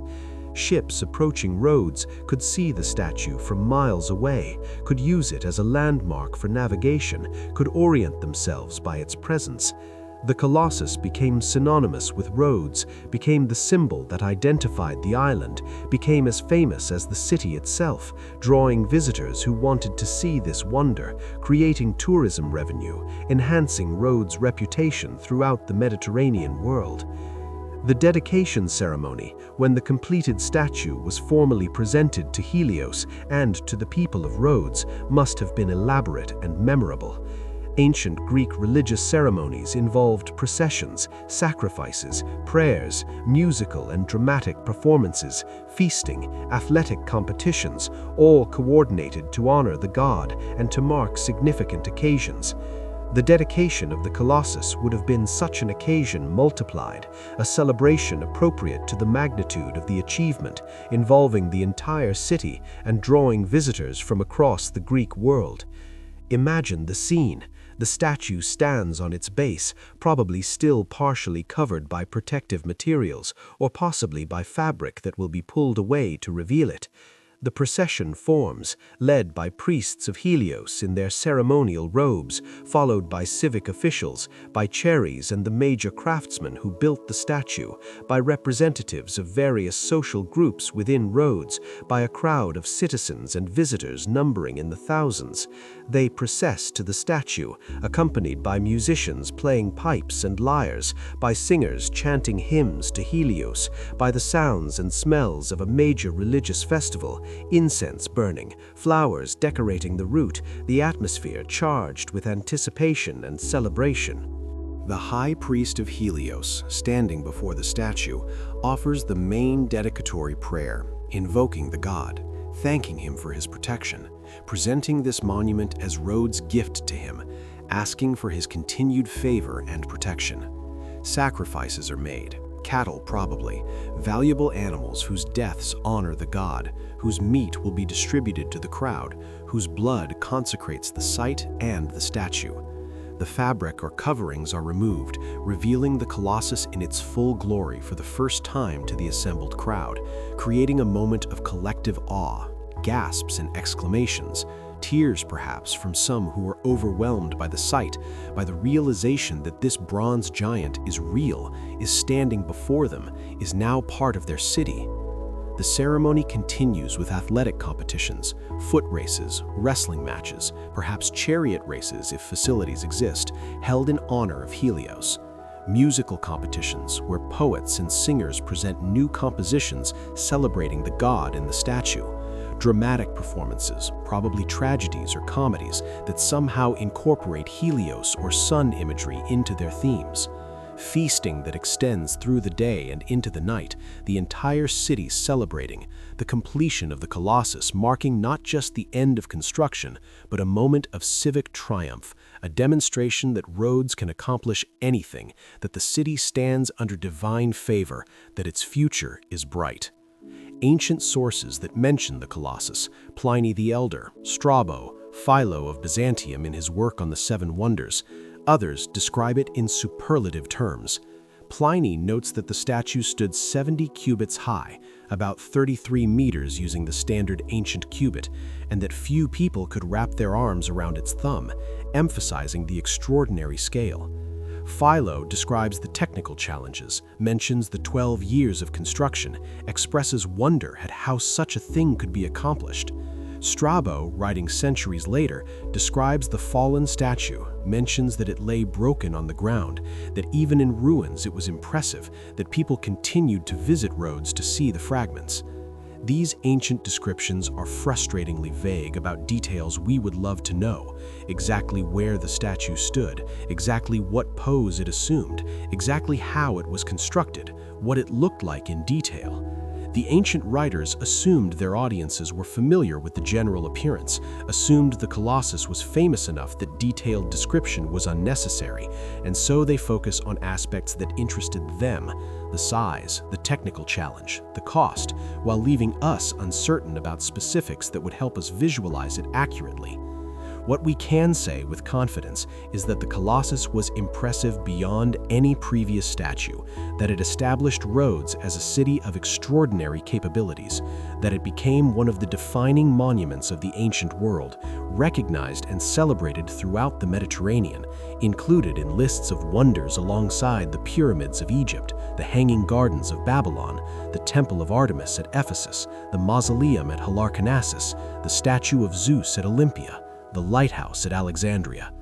To be counted among these wonders meant that the Colossus had achieved a level of fame and recognition that transcended its practical existence, that it had become legendary, that it represented something important about human achievement and aspiration. For 56 years the Colossus stood. For barely more than half a century, Rhodes could point to its bronze giant and declare itself home to one of the world's wonders. And then, in 226 BCE, an earthquake struck, and the impossible monument came crashing down, and the brief life of the Colossus as a standing statue ended, beginning its much longer existence as famous ruins. The question of whether the Colossus of Rhodes functioned as a lighthouse, whether it held a torch that burned to guide ships, whether it served practical navigational purposes or was purely symbolic, has occupied scholars and storytellers for centuries. The confusion arises partly from the fact that Rhodes did have a famous lighthouse, partly from later artistic depictions that show the Colossus holding a torch, partly from the logical assumption that a statue of such size in a harbor location might naturally serve maritime functions. But the evidence is ambiguous. The ancient sources are not entirely clear, and we must carefully separate what we know from what we imagine or what later tradition has added to the story. Let us begin with what ancient sources actually say. The earliest descriptions of the Colossus, written while it still stood or shortly after its fall, do not mention a torch or navigation function. Philo of Byzantium, writing perhaps in the 3rd century BCE, describes the statue's construction, its size, its impressive appearance, but says nothing about illumination or navigation. The Lindian Chronicle, A Rhodian inscription from 99 BCE listing dedications in the Temple of Athena Lindia mentions the Colossus, but again says nothing about a torch. Strabo, writing in the early 1st century CE about the fallen statue, describes it lying broken, but does not mention any navigation function. Pliny the Elder, writing in the 1st century CE in his Natural History, mentions the Colossus and provides the detail about its height and the size of its thumb, but does not explicitly state that it held a torch or served as a lighthouse. However, Pliny does mention Rhodes's lighthouse as a separate structure, indicating that the island had navigational aids for shipping, but keeping the lighthouse distinct from the Colossus in his account. The confusion likely stems from several sources. Rhodes did have an actual lighthouse, probably located at the harbor entrance, that served the practical function of guiding ships. This lighthouse was apparently famous and effective, as Rhodes was a major maritime center that needed reliable navigation aids. Later writers and artists, knowing that Rhodes had both a statue and a famous lighthouse, may have conflated the two, assuming they were the same structure or that the statue incorporated the lighthouse function. Medieval and Renaissance depictions of the Colossus often show it holding a flaming torch aloft, an image that has become iconic, that appears in countless artistic representations, that has shaped popular imagination about what the statue looked like. These depictions are based not on ancient evidence, but on later artistic imagination, on the assumption that such a statue in such a location must have held a torch, on the desire to give the Colossus a practical function beyond mere representation. Let us consider the practical challenges of making the Colossus function as a lighthouse. To be effective for navigation, a light must be bright, must be elevated high enough to be visible from great distances, must be reliable, burning consistently through the night. Oil lamps or fire baskets of the ancient world could provide significant light, but maintaining a fire 33 meters above ground level, exposed to wind, requiring regular fuel supply, presents serious logistical problems. How would fuel be delivered to a torch held by the Colossus? The statue is presumably solid bronze skin over iron framework, without interior stairs or elevators allowing access to the hand. Workers would need to climb the outside of the statue using ladders or scaffolding, carrying oil or wood or whatever fuel was used, refilling the torch regularly, perhaps multiple times per night if the torch was large enough to be visible from significant distance. This is possible but cumbersome, requiring permanent infrastructure, ladders or platforms, requiring nightly labor, creating risks of fire damage to the bronze statue if flames spread or if fuel spills. The torch itself, if it existed, would need to be substantial. A small flame would not be visible from the distances required for effective navigation.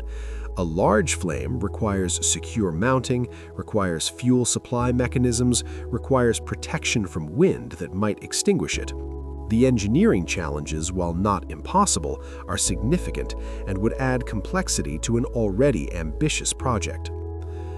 There is also the question of whether the statue's pose could accommodate a torch.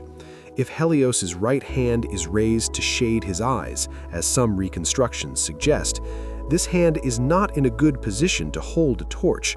It is too close to the head, would illuminate the statue itself more than the surrounding sea, would risk fire damage to the statue's face.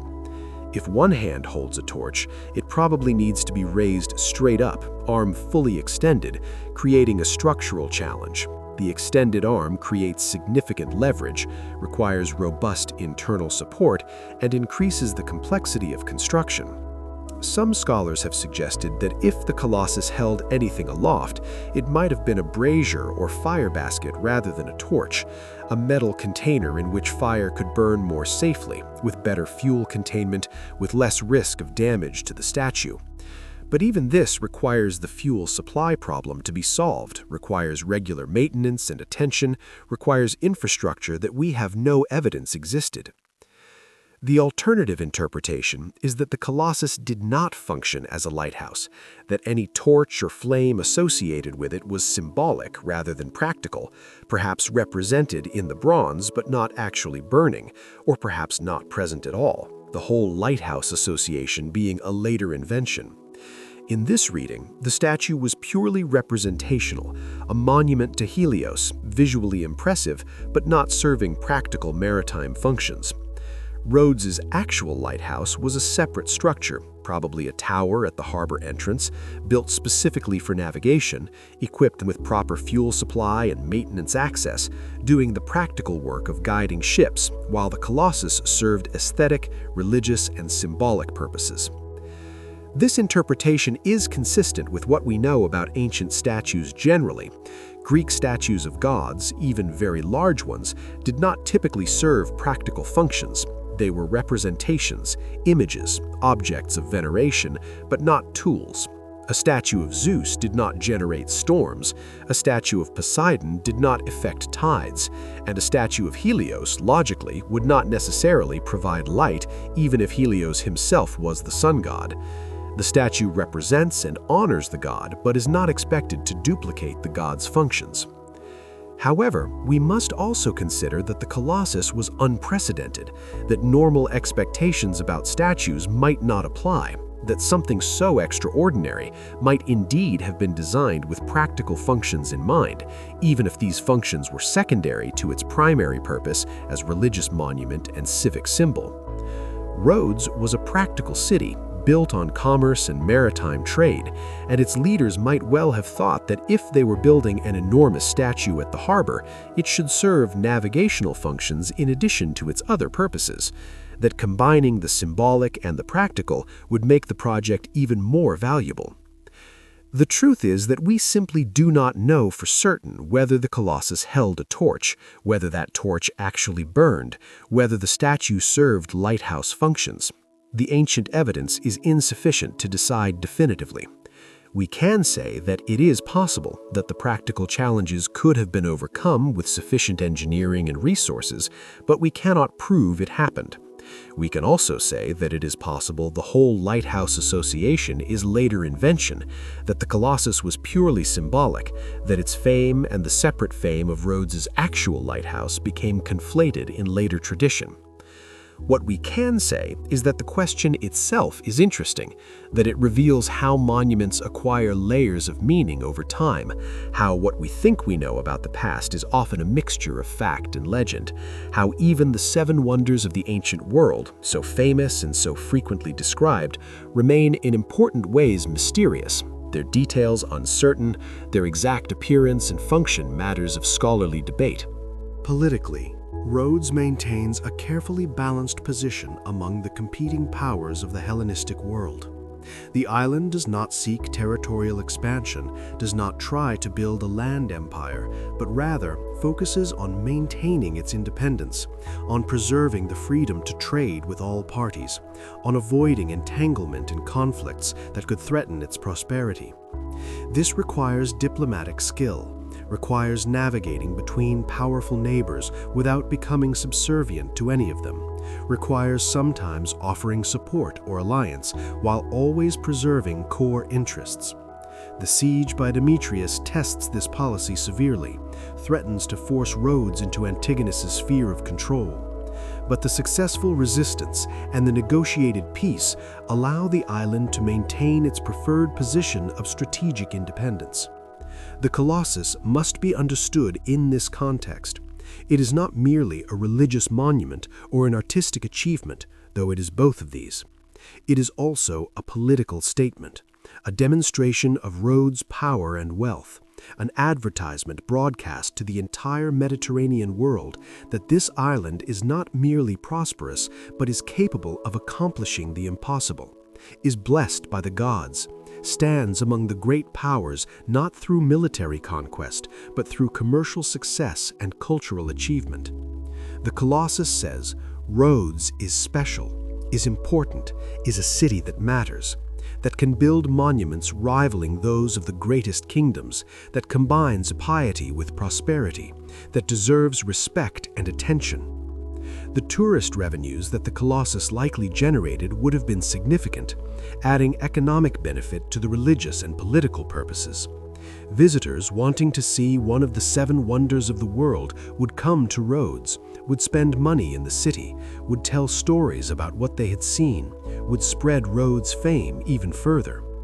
The Colossus becomes a kind of advertisement, a permanent marketing tool that attracts visitors and commerce that pays dividends long after the initial construction cost has been forgotten.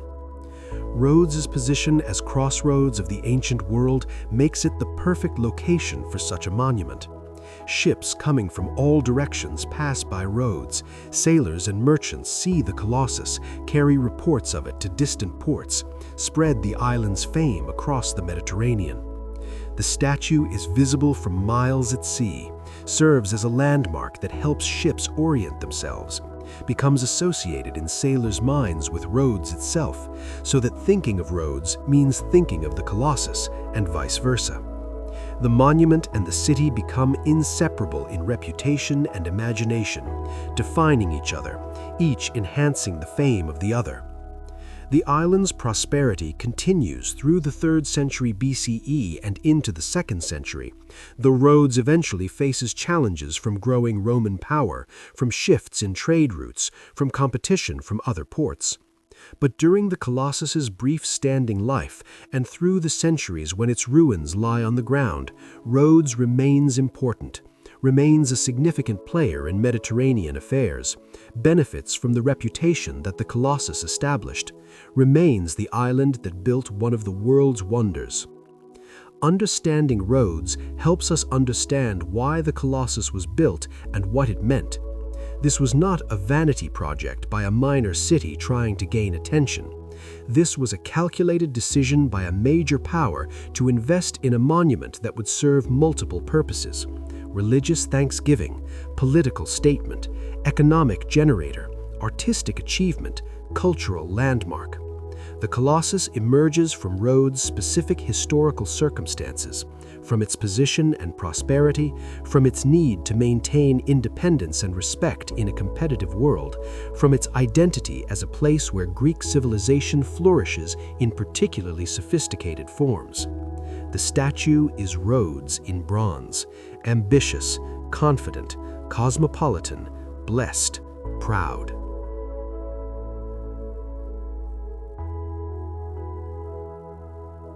The lighthouse question will likely never be fully resolved unless new evidence appears, an ancient text that clearly describes the statue with or without Korch, archaeological remains that clarify the issue, some new source of information that has eluded scholars for 2 millennia.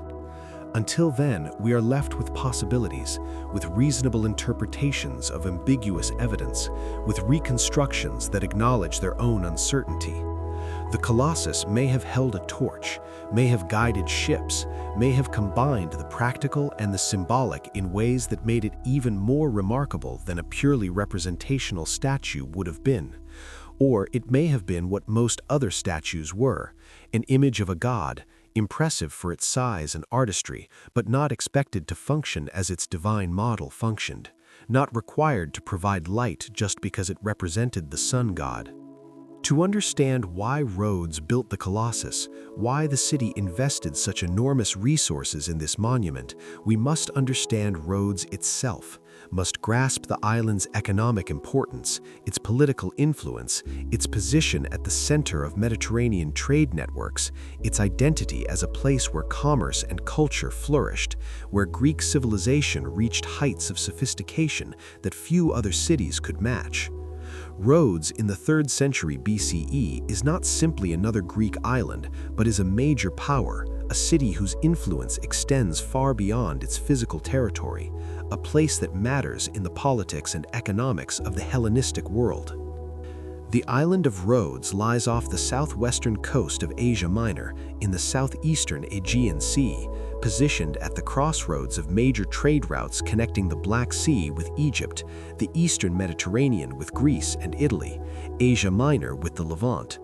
This strategic position has made Rhodes important since ancient times, but it reaches its peak of power and prosperity in the Hellenistic period, in the centuries following Alexander the Great's death, when the Eastern Mediterranean world is being reshaped by the conflicts and rivalries of Alexander's successors.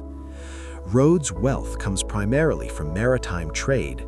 The island's three main cities, Rhodes City, Lindos, and Camiros, merge into a unified state around 408 BCE, concentrating resources and population in Rhodes City, which becomes one of the Mediterranean's most important ports. The harbor facilities can accommodate the largest ships of the age. The warehouses store goods in transit between east and west. The merchants arrange financing and transport for cargoes ranging from grain to wine to manufactured goods.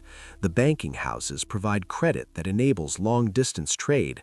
The laws protect contracts and enforce honest dealing, creating an environment where business can flourish, where risks are managed, where profits can be made by those willing to invest in maritime commerce. Rhodian maritime law becomes famous throughout the Mediterranean, eventually forming the basis for Roman maritime law and influencing legal codes that extend into medieval and modern times.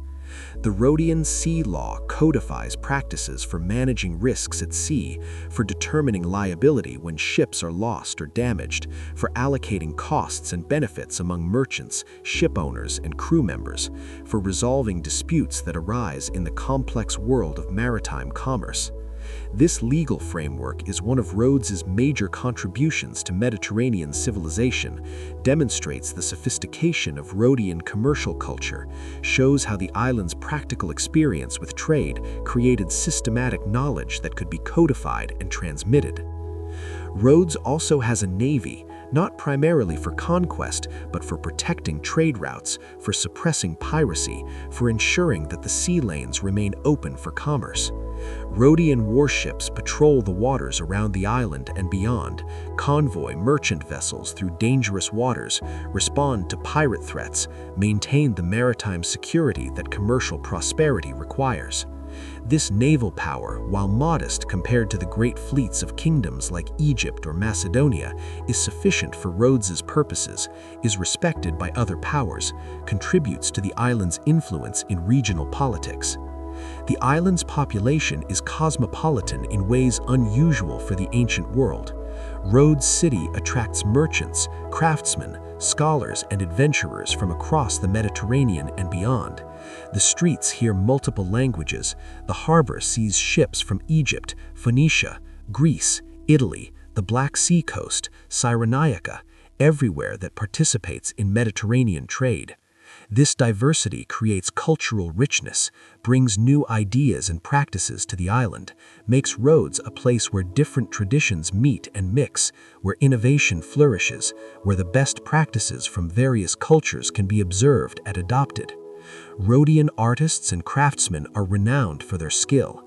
The island produces fine pottery, bronze work, sculpture, jewelry, textiles, products that are exported across the Mediterranean that carry Rhodes's reputation for quality and craftsmanship. The decision to build the Colossus is in part a statement about this artistic tradition, a demonstration that Rhodian craftsmen can accomplish what no one else can, that the island leads not just in commerce but in artistic achievement. Education and intellectual life flourish on Rhodes. The island attracts philosophers, mathematicians, scientists, establishing schools that become famous, that draw students from across the Greek world. Later, in the Roman period, Rhodes will be known as a center of rhetorical education, where young Romans come to study oratory and philosophy, where famous teachers maintain schools that continue traditions reaching back to the classical and Hellenistic periods. But even in the 3rd century BCE, Rhodes is recognized as a place where intellectual culture thrives, where learning is valued, where libraries and schools contribute to the city's sophistication and prestige.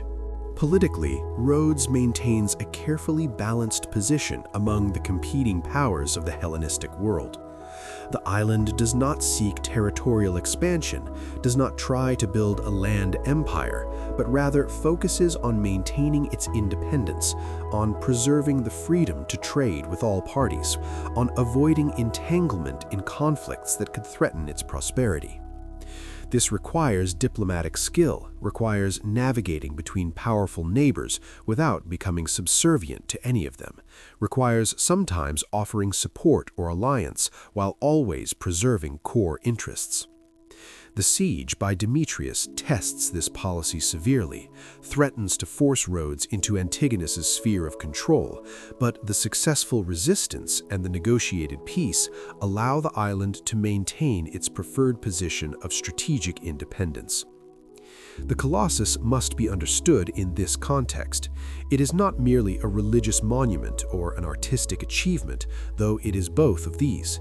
It is also a political statement, a demonstration of Rhodes' power and wealth, an advertisement broadcast to the entire Mediterranean world that this island is not merely prosperous, but is capable of accomplishing the impossible, is blessed by the gods, stands among the great powers, not through military conquest, but through commercial success and cultural achievement.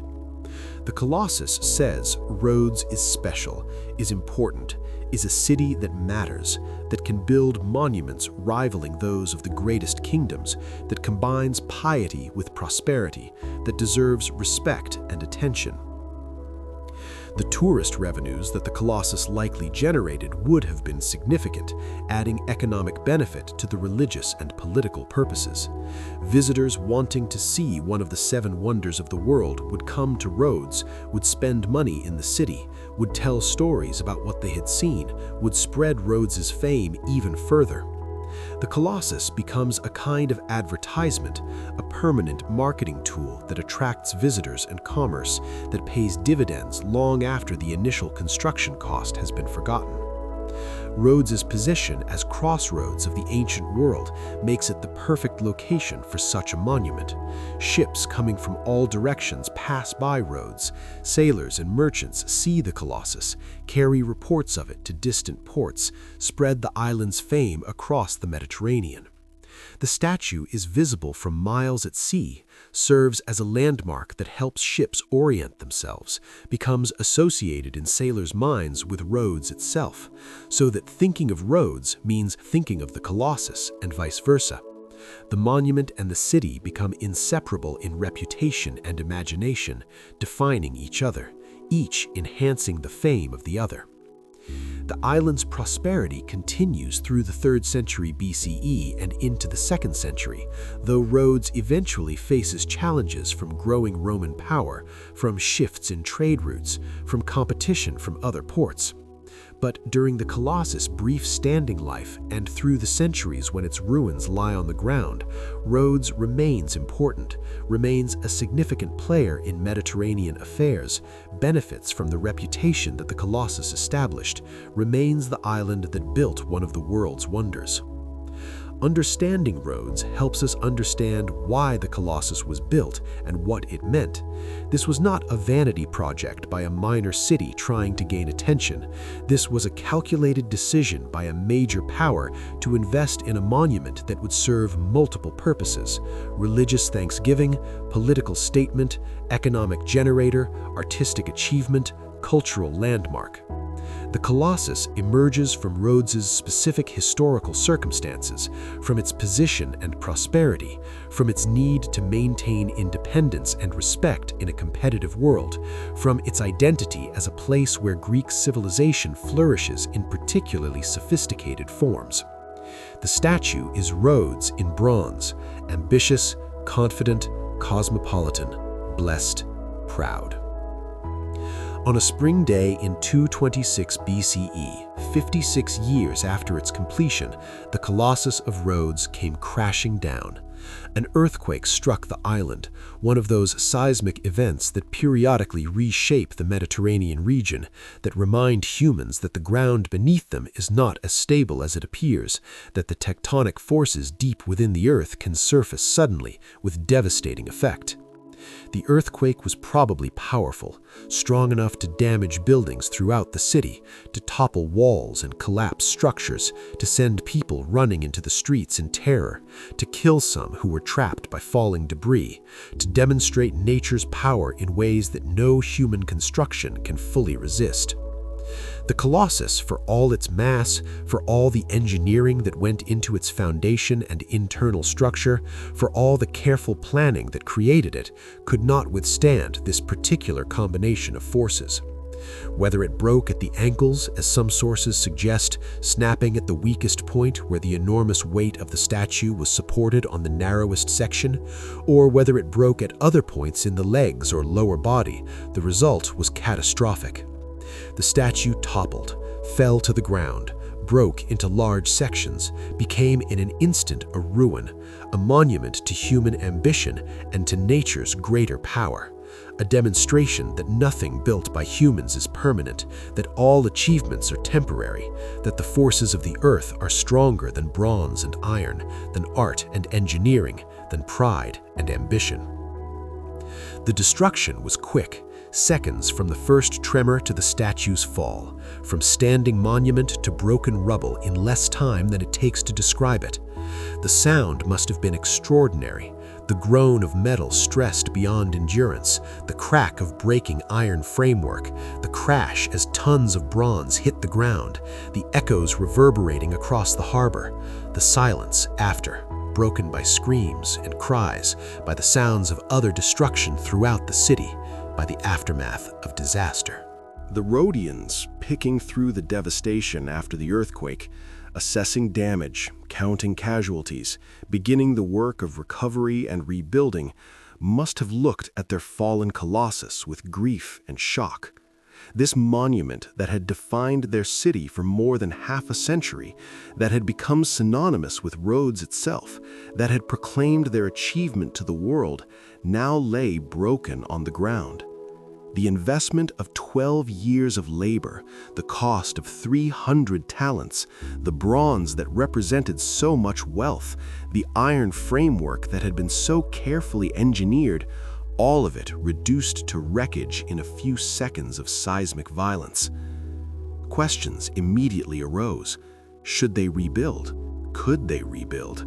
The statue could presumably be reconstructed, the bronze could be reused, new internal structure could be created, the statue could be raised again if resources were committed. But an oracle was consulted, and according to ancient sources, the oracle advised against rebuilding, warned that raising the Colossus again would bring disaster, that the gods had spoken through the earthquake, that the statue should remain fallen as evidence of divine will, as a reminder that human pride must bow to divine power, as a lesson in humility that Rhodes needed to learn.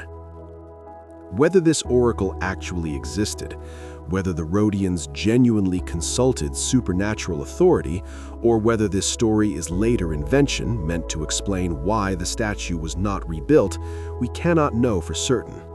What we do know is that the Colossus was not rebuilt, that it lay where it fell for approximately 9 centuries, that Rhodes decided, for whatever combination of religious, practical, and economic reasons, that the era of the standing Colossus was over, that the monument's future lay in being famous ruins rather than a restored wonder.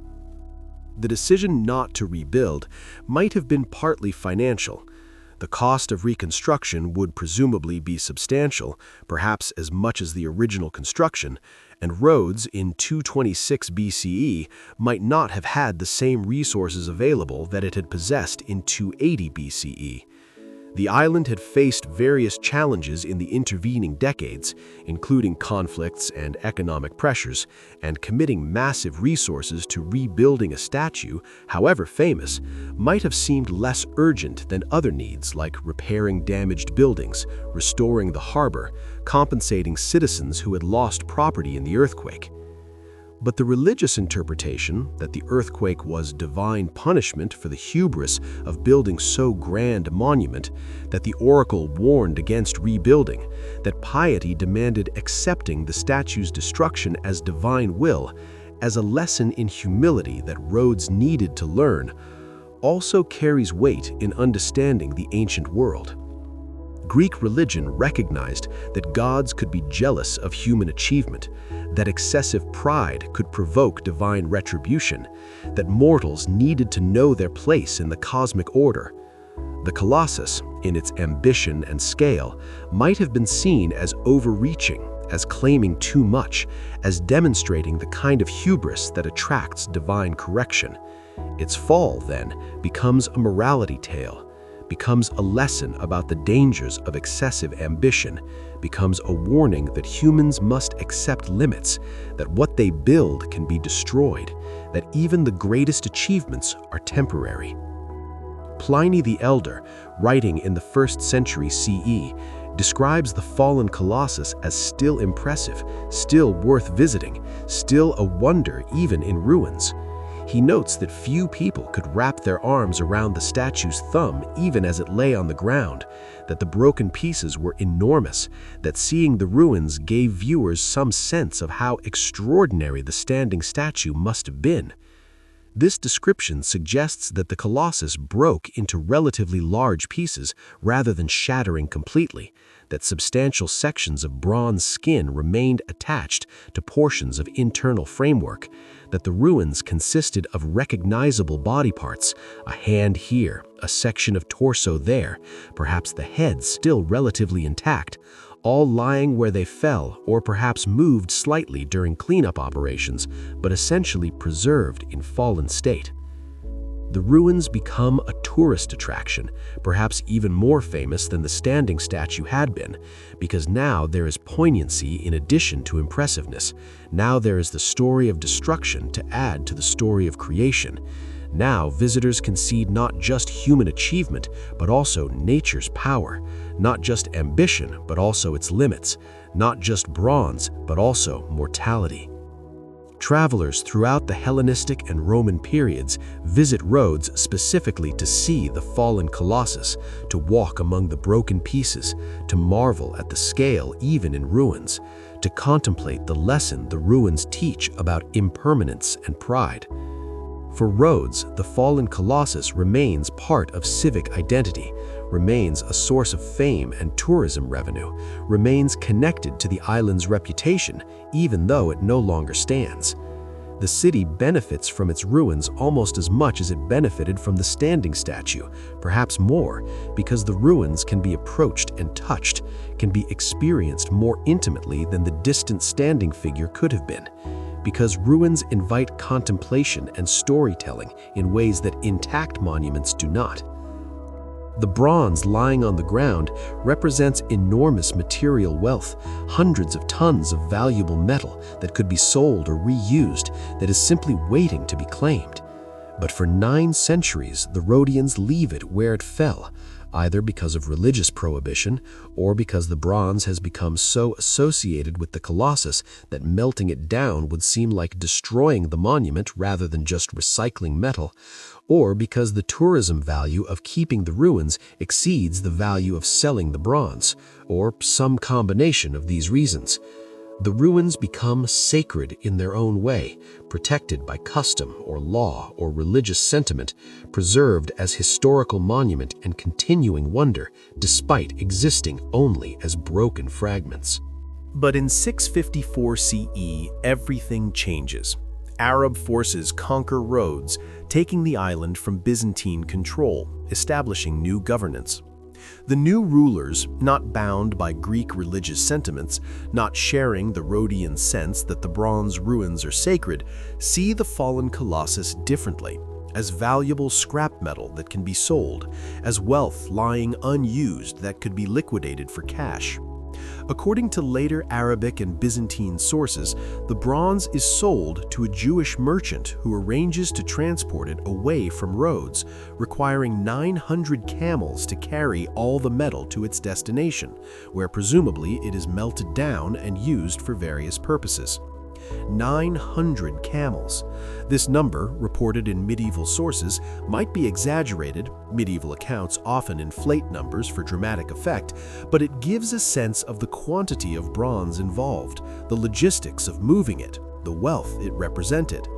Even if the actual number was half that, or a quarter, we are still talking about an enormous amount of metal.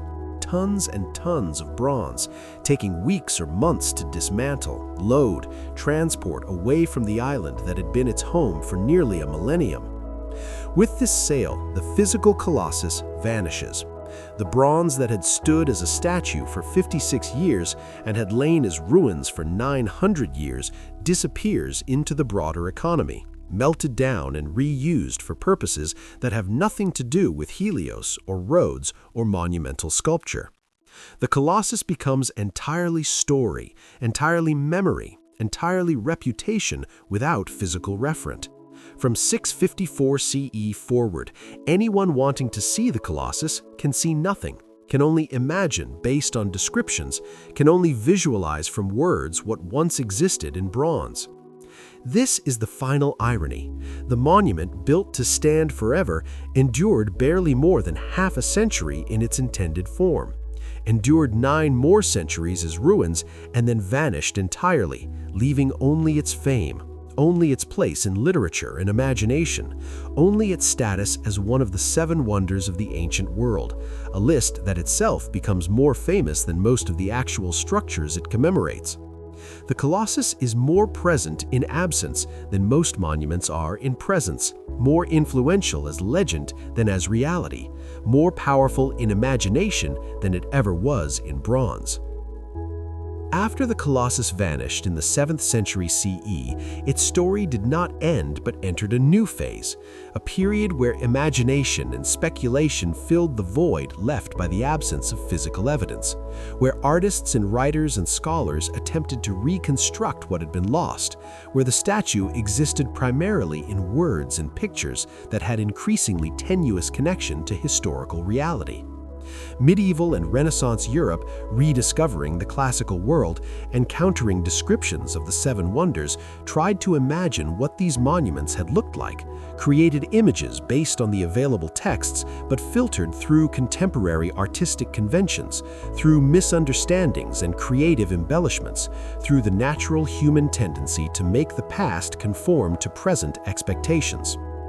One of the most persistent medieval legends about the Colossus is that it straddled the harbor entrance, standing with 1 foot on each side of the harbor mouth, with ships passing between its legs to enter or exit the port. This image is dramatic, is visually striking, has appeared in countless artistic depictions, has become for many people the defining image of the Colossus, but it is almost certainly wrong. Is a medieval invention that has no support in ancient sources, that creates engineering impossibilities, that does not match what we know about ancient harbor configurations or about the practical difficulties of building such a statue. Think about what straddling the harbor would require. The statue would need to stand on 2 separate foundations, one on each side of the harbor entrance. These foundations would need to be in water, at least partially, requiring underwater construction techniques. The statue's legs would need to span whatever distance separated the harbor sides, perhaps 100 meters or more in some reconstructions, creating a span that would be structurally impossible for a hollow bronze statue with ancient engineering. The legs would need to be thick enough to be stable, which would make them appear grotesquely disproportionate, would destroy the aesthetic effect that Greek sculpture prized, would make the statue look monstrous rather than beautiful. There is also the practical problem of harbor access during construction. If the Colossus took 12 years to build, and if it was being built across the harbor entrance, the harbor would be blocked or at least seriously obstructed for those 12 years, preventing or hindering the maritime commerce that was Rhodes' lifeblood. No ancient source mentions such a blockage, suggests such a sacrifice of commercial function for the sake of statue construction. The practical Rhodians would be unlikely to strangle their own economy for more than a decade just to achieve a particular monumental effect. The straddling legend probably arose from misunderstanding or misinterpreting ancient descriptions, from the word colossal becoming associated with the idea of spanning great distances, from artistic imaginations that wanted to make the Colossus even more extraordinary than it actually was, from the natural evolution of legends that tend toward the dramatic and the extreme. By medieval times, no one had seen the Colossus or its ruins, and the available descriptions were vague enough to allow wide interpretation. Artists and writers, working from these vague descriptions, created images that satisfied medieval aesthetic and narrative preferences, that made good pictures, even if they did not reflect historical reality. Other medieval misunderstandings concerned the statue's size, its location, its appearance, its date of construction. Some sources confused the Colossus with other ancient statues, blended details from different monuments, created composite descriptions that mixed fact with fiction. Some medieval writers, encountering references to the Colossus in classical texts, did not understand the context, misinterpreted technical terms, drew incorrect conclusions about what they were reading.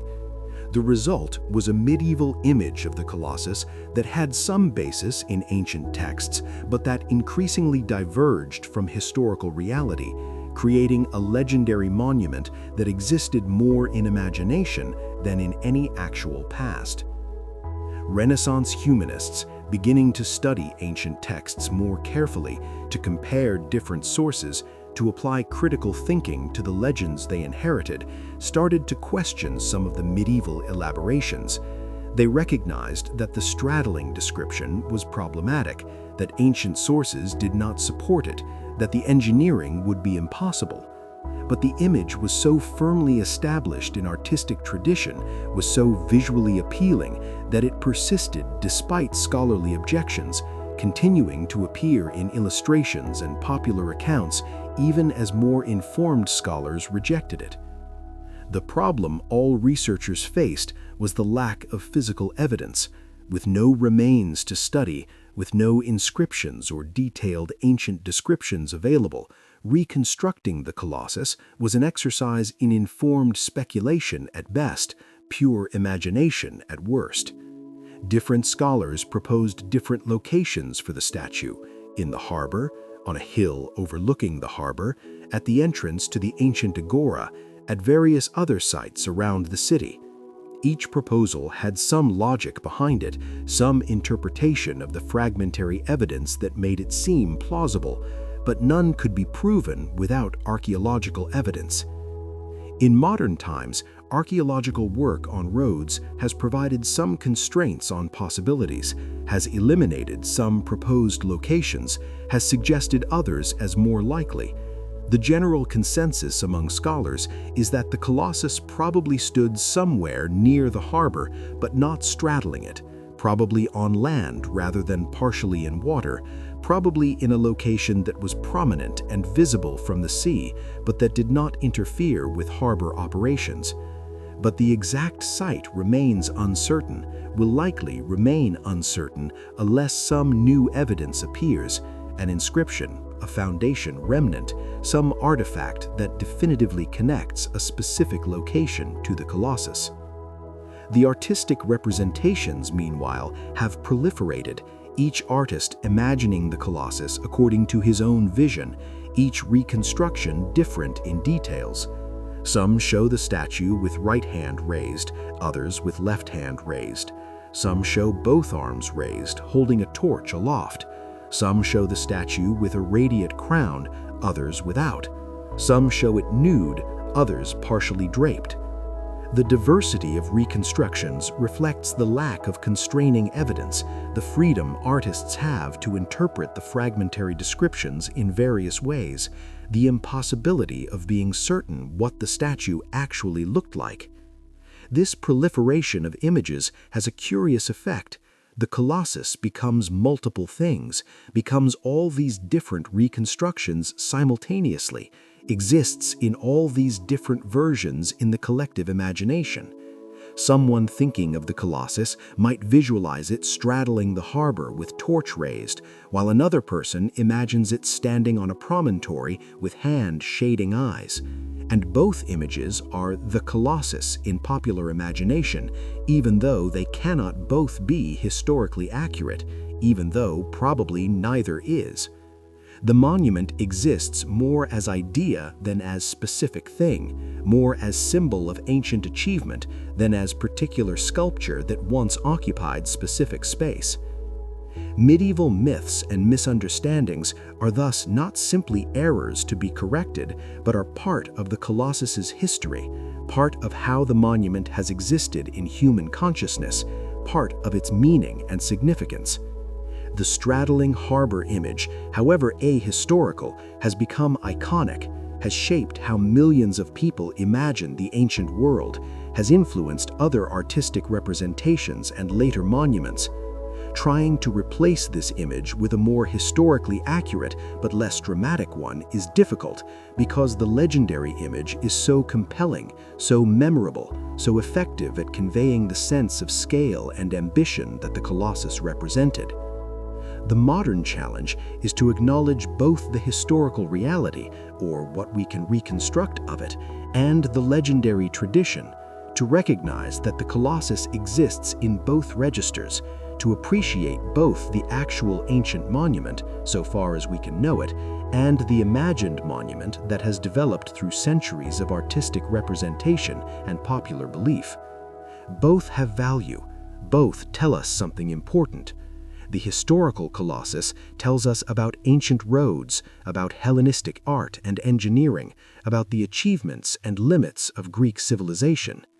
The legendary Colossus tells us about how later cultures have understood and used the past, about how monuments become myths, about the power of images and stories to shape imagination across centuries. The bronze secrets of the Colossus thus include not just the technical methods of its construction, the composition of its alloys, the engineering of its framework, but also the mystery of its appearance, the uncertainty about what it actually looked like, the gap between historical reality and legendary tradition. These secrets may never be fully revealed, may remain forever beyond our ability to reconstruct with certainty, leaving the Colossus permanently suspended between known and unknown, between fact and legend, between the bronze god that actually stood on Rhodes for 56 years and the imagined Colossus that has stood in human consciousness for more than 2 millennia.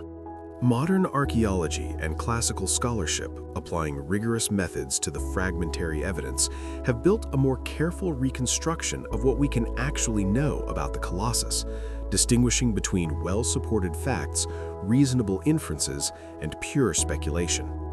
This work is ongoing, involves multiple disciplines: ancient history, archaeology, art history, engineering, materials science, and proceeds carefully, aware that every claim must be grounded in evidence, that speculation must be clearly labeled as such, that the temptation to fill gaps with imagination must be resisted when trying to establish historical truth. What do we know with high confidence? We know the Colossus existed. Multiple ancient sources mention it. No serious scholar doubts that it was real. We know it was built around 292–280 BCE, using spoils from Demetrius's siege as partial funding. We know it was large. The ancient sources agree it was the tallest statue in the world at that time, with heights reported around 70 cubits, approximately 33 meters. We know it depicted Helios and was dedicated to him. We know it stood for 56 years before being toppled by an earthquake in 226 BCE. We know it lay in ruins for centuries, becoming a tourist attraction. We know the bronze was eventually sold, probably in the 7th century CE. These are the core facts, attested by multiple sources, not seriously disputed. What can we reasonably infer? We can infer that the statue had an internal iron framework.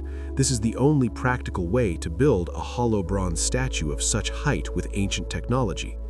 We can infer that it was built in place rather than being cast elsewhere and transported, because transport of such large components would have been nearly impossible.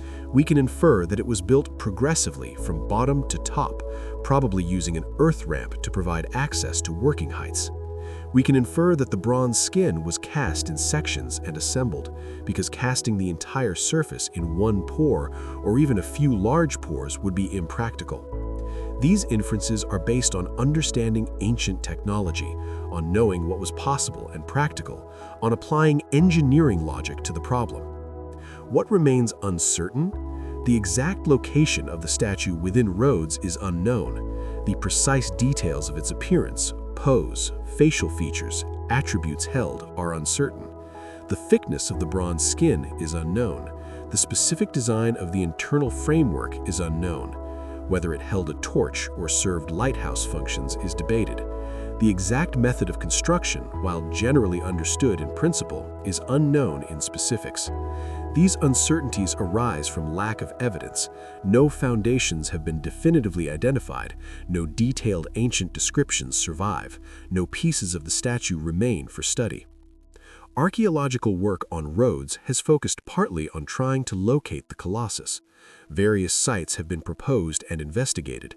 The most commonly suggested location is near the ancient harbor, probably on or near the ancient mole or breakwater, in a position that would make the statue visible from the sea while not interfering with harbor operations.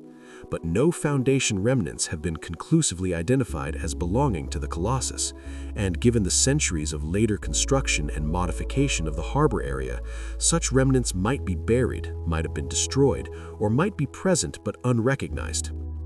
Geophysical surveys using ground-penetrating radar and other remote sensing techniques have been attempted, looking for subsurface anomalies that might indicate foundation structures large enough for the Colossus.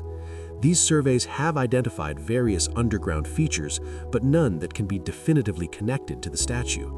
The problem is that Rhodes has been continuously occupied for more than 2 millennia, has been built and rebuilt multiple times, has layers of construction overlying earlier layers, making it difficult to identify specific ancient features with certainty.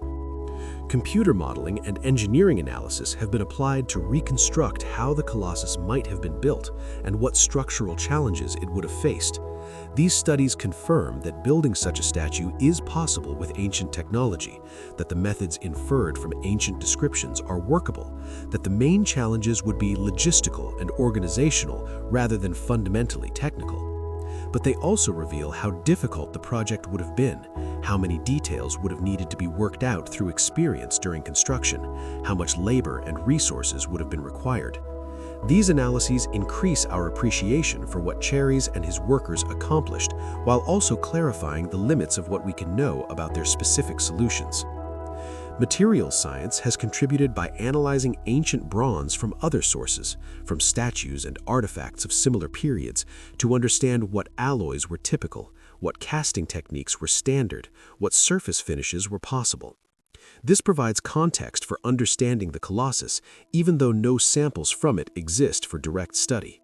We can infer that the bronze probably had compositions similar to other large Hellenistic bronzes, that the casting techniques would have been similar to those used for smaller sculptures but scaled up, that the surface finish would have been consistent with Hellenistic aesthetic standards.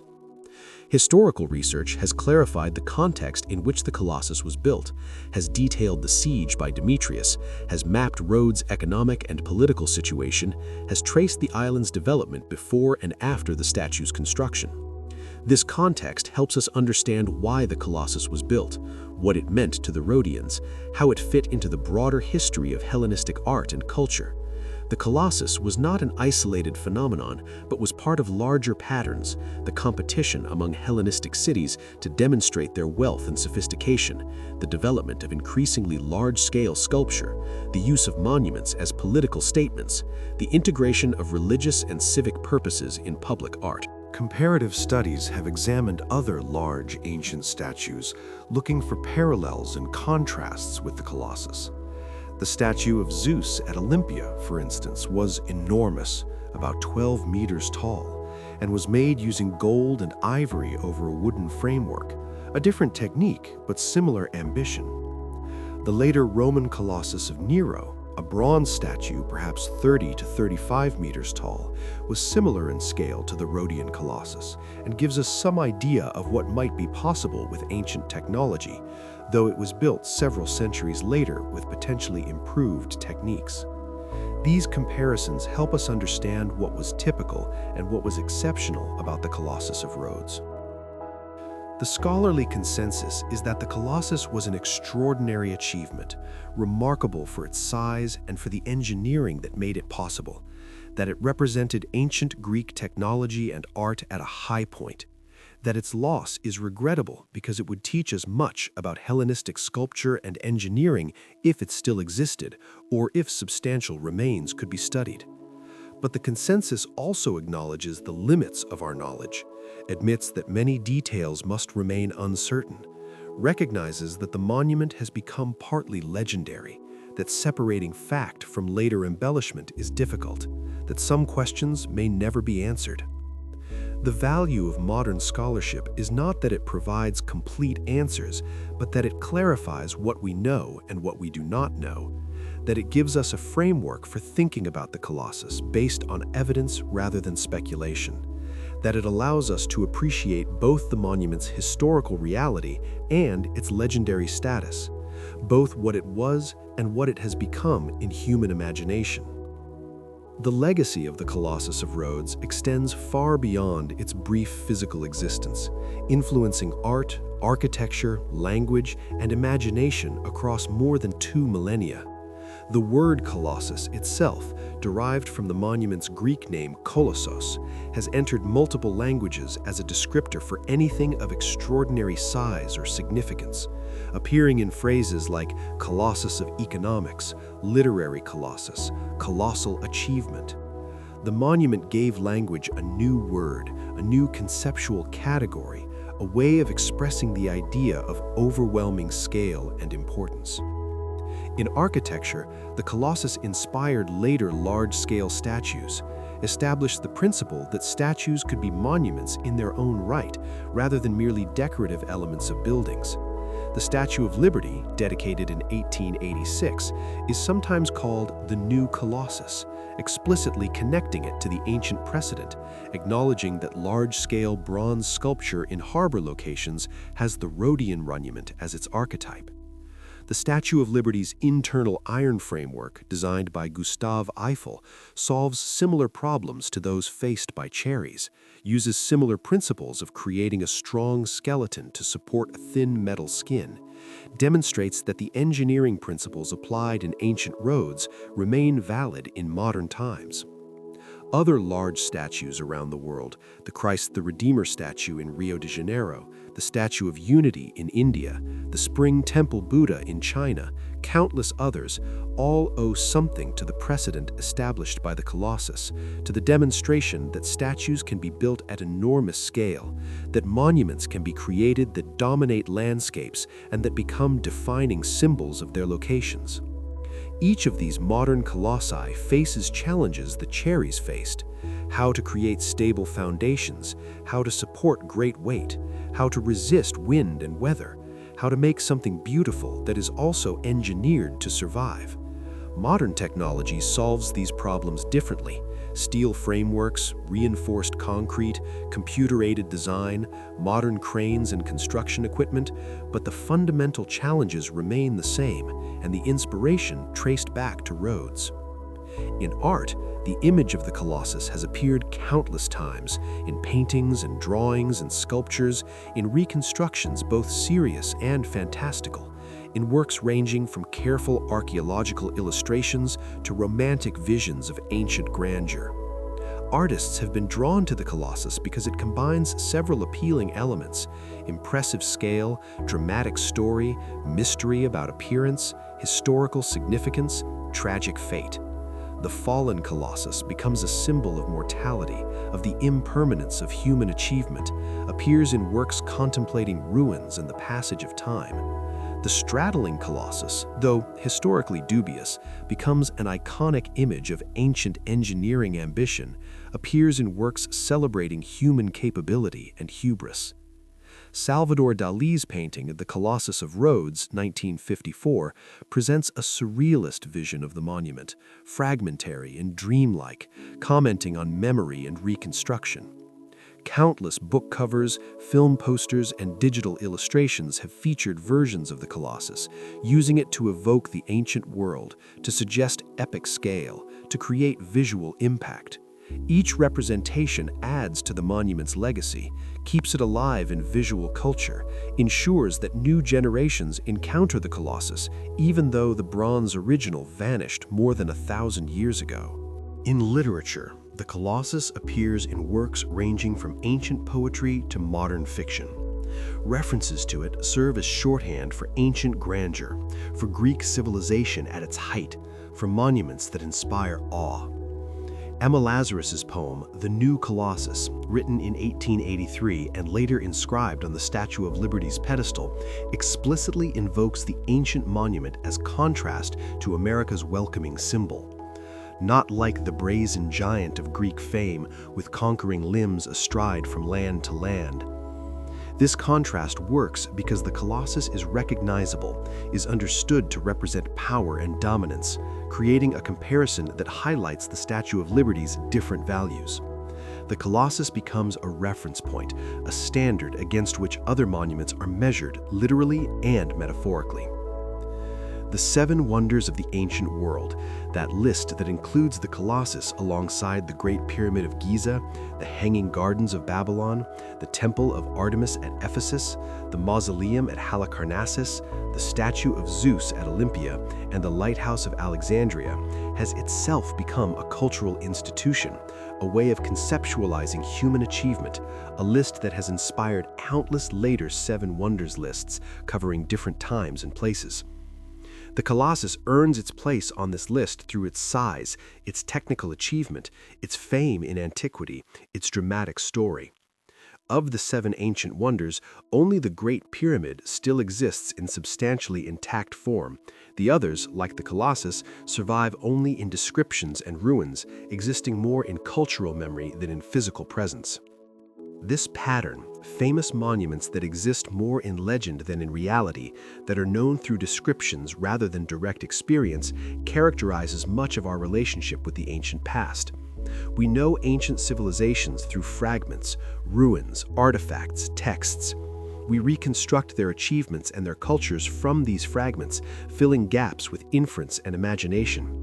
The Colossus, which existed as physical reality for barely more than half a century before existing as famous ruins for 9 centuries before vanishing entirely, exemplifies this fragmentary relationship with the past. What we think we know about it is a mixture of solid evidence, reasonable inference, and creative reconstruction, a combination that characterizes most of our knowledge about the ancient world. Yet the Colossus matters, continues to matter, not despite its absence, but partly because of it. The monument that no longer exists inspires more imagination than one that can be visited and photographed exhaustively. The Colossus in imagination is more flexible, more adaptable, more available for artistic and literary use than the Colossus in bronze would be. Its absence creates space for creativity, for multiple interpretations, for each generation to reimagine it according to contemporary needs and aesthetic preferences. The bronze secrets of the Colossus, the technical knowledge that allowed its construction, the specific methods Chares used, the solutions he found to unprecedented problems are largely lost, vanished with the monument itself, unrecorded by ancient sources who were more interested in the statue's appearance and meaning than in its construction details.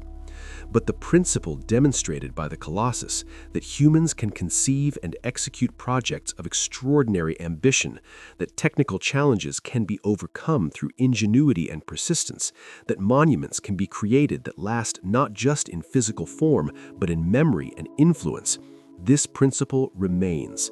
The Colossus teaches that attempting the impossible is sometimes justified, that reaching beyond current capabilities can succeed, that ambition paired with skill and resources can accomplish things that seem at first to be beyond human capacity.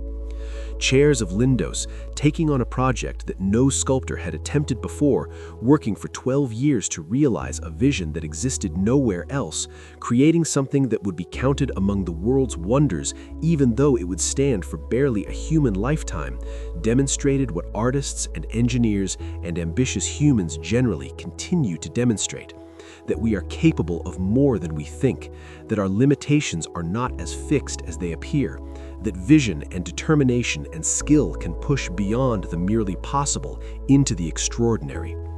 The Colossus stands, in memory if not in bronze, as testament to this human capacity, as inspiration for later generations facing their own impossible projects, as proof that the colossal is achievable even if it is not eternal, that making something extraordinary is worthwhile even if it cannot last forever. The lighthouse question, the mystery of the Colossus's appearance, the uncertainty about its location, the loss of its bronze. These are frustrations for scholars seeking complete knowledge, but they are also gifts to imagination, invitations to wonder, openings for creativity. The Colossus, through its very incompleteness, through the gaps in our knowledge, through its existence more in legend than an archaeological reality, becomes something more than a well-documented ancient statue would be. It becomes symbol, becomes idea, becomes a monument that stands taller in imagination than it ever stood in bronze, that serves human needs for inspiration and wonder in ways that a fully understood, completely documented, photographically recorded monument might not. This is the final secret of the Colossus, that absence can be more powerful than presence, that what is lost can shape culture more profoundly than what is preserved, that monuments exist not just in space, but in time and imagination, that the Colossus of Rhodes, bronze god that stood for 56 years and lay in ruins for 9 centuries before vanishing entirely, continues to stand in the one place that truly matters, in human consciousness, in memory and story, in the collective imagination where all monuments must ultimately reside if they are to truly last.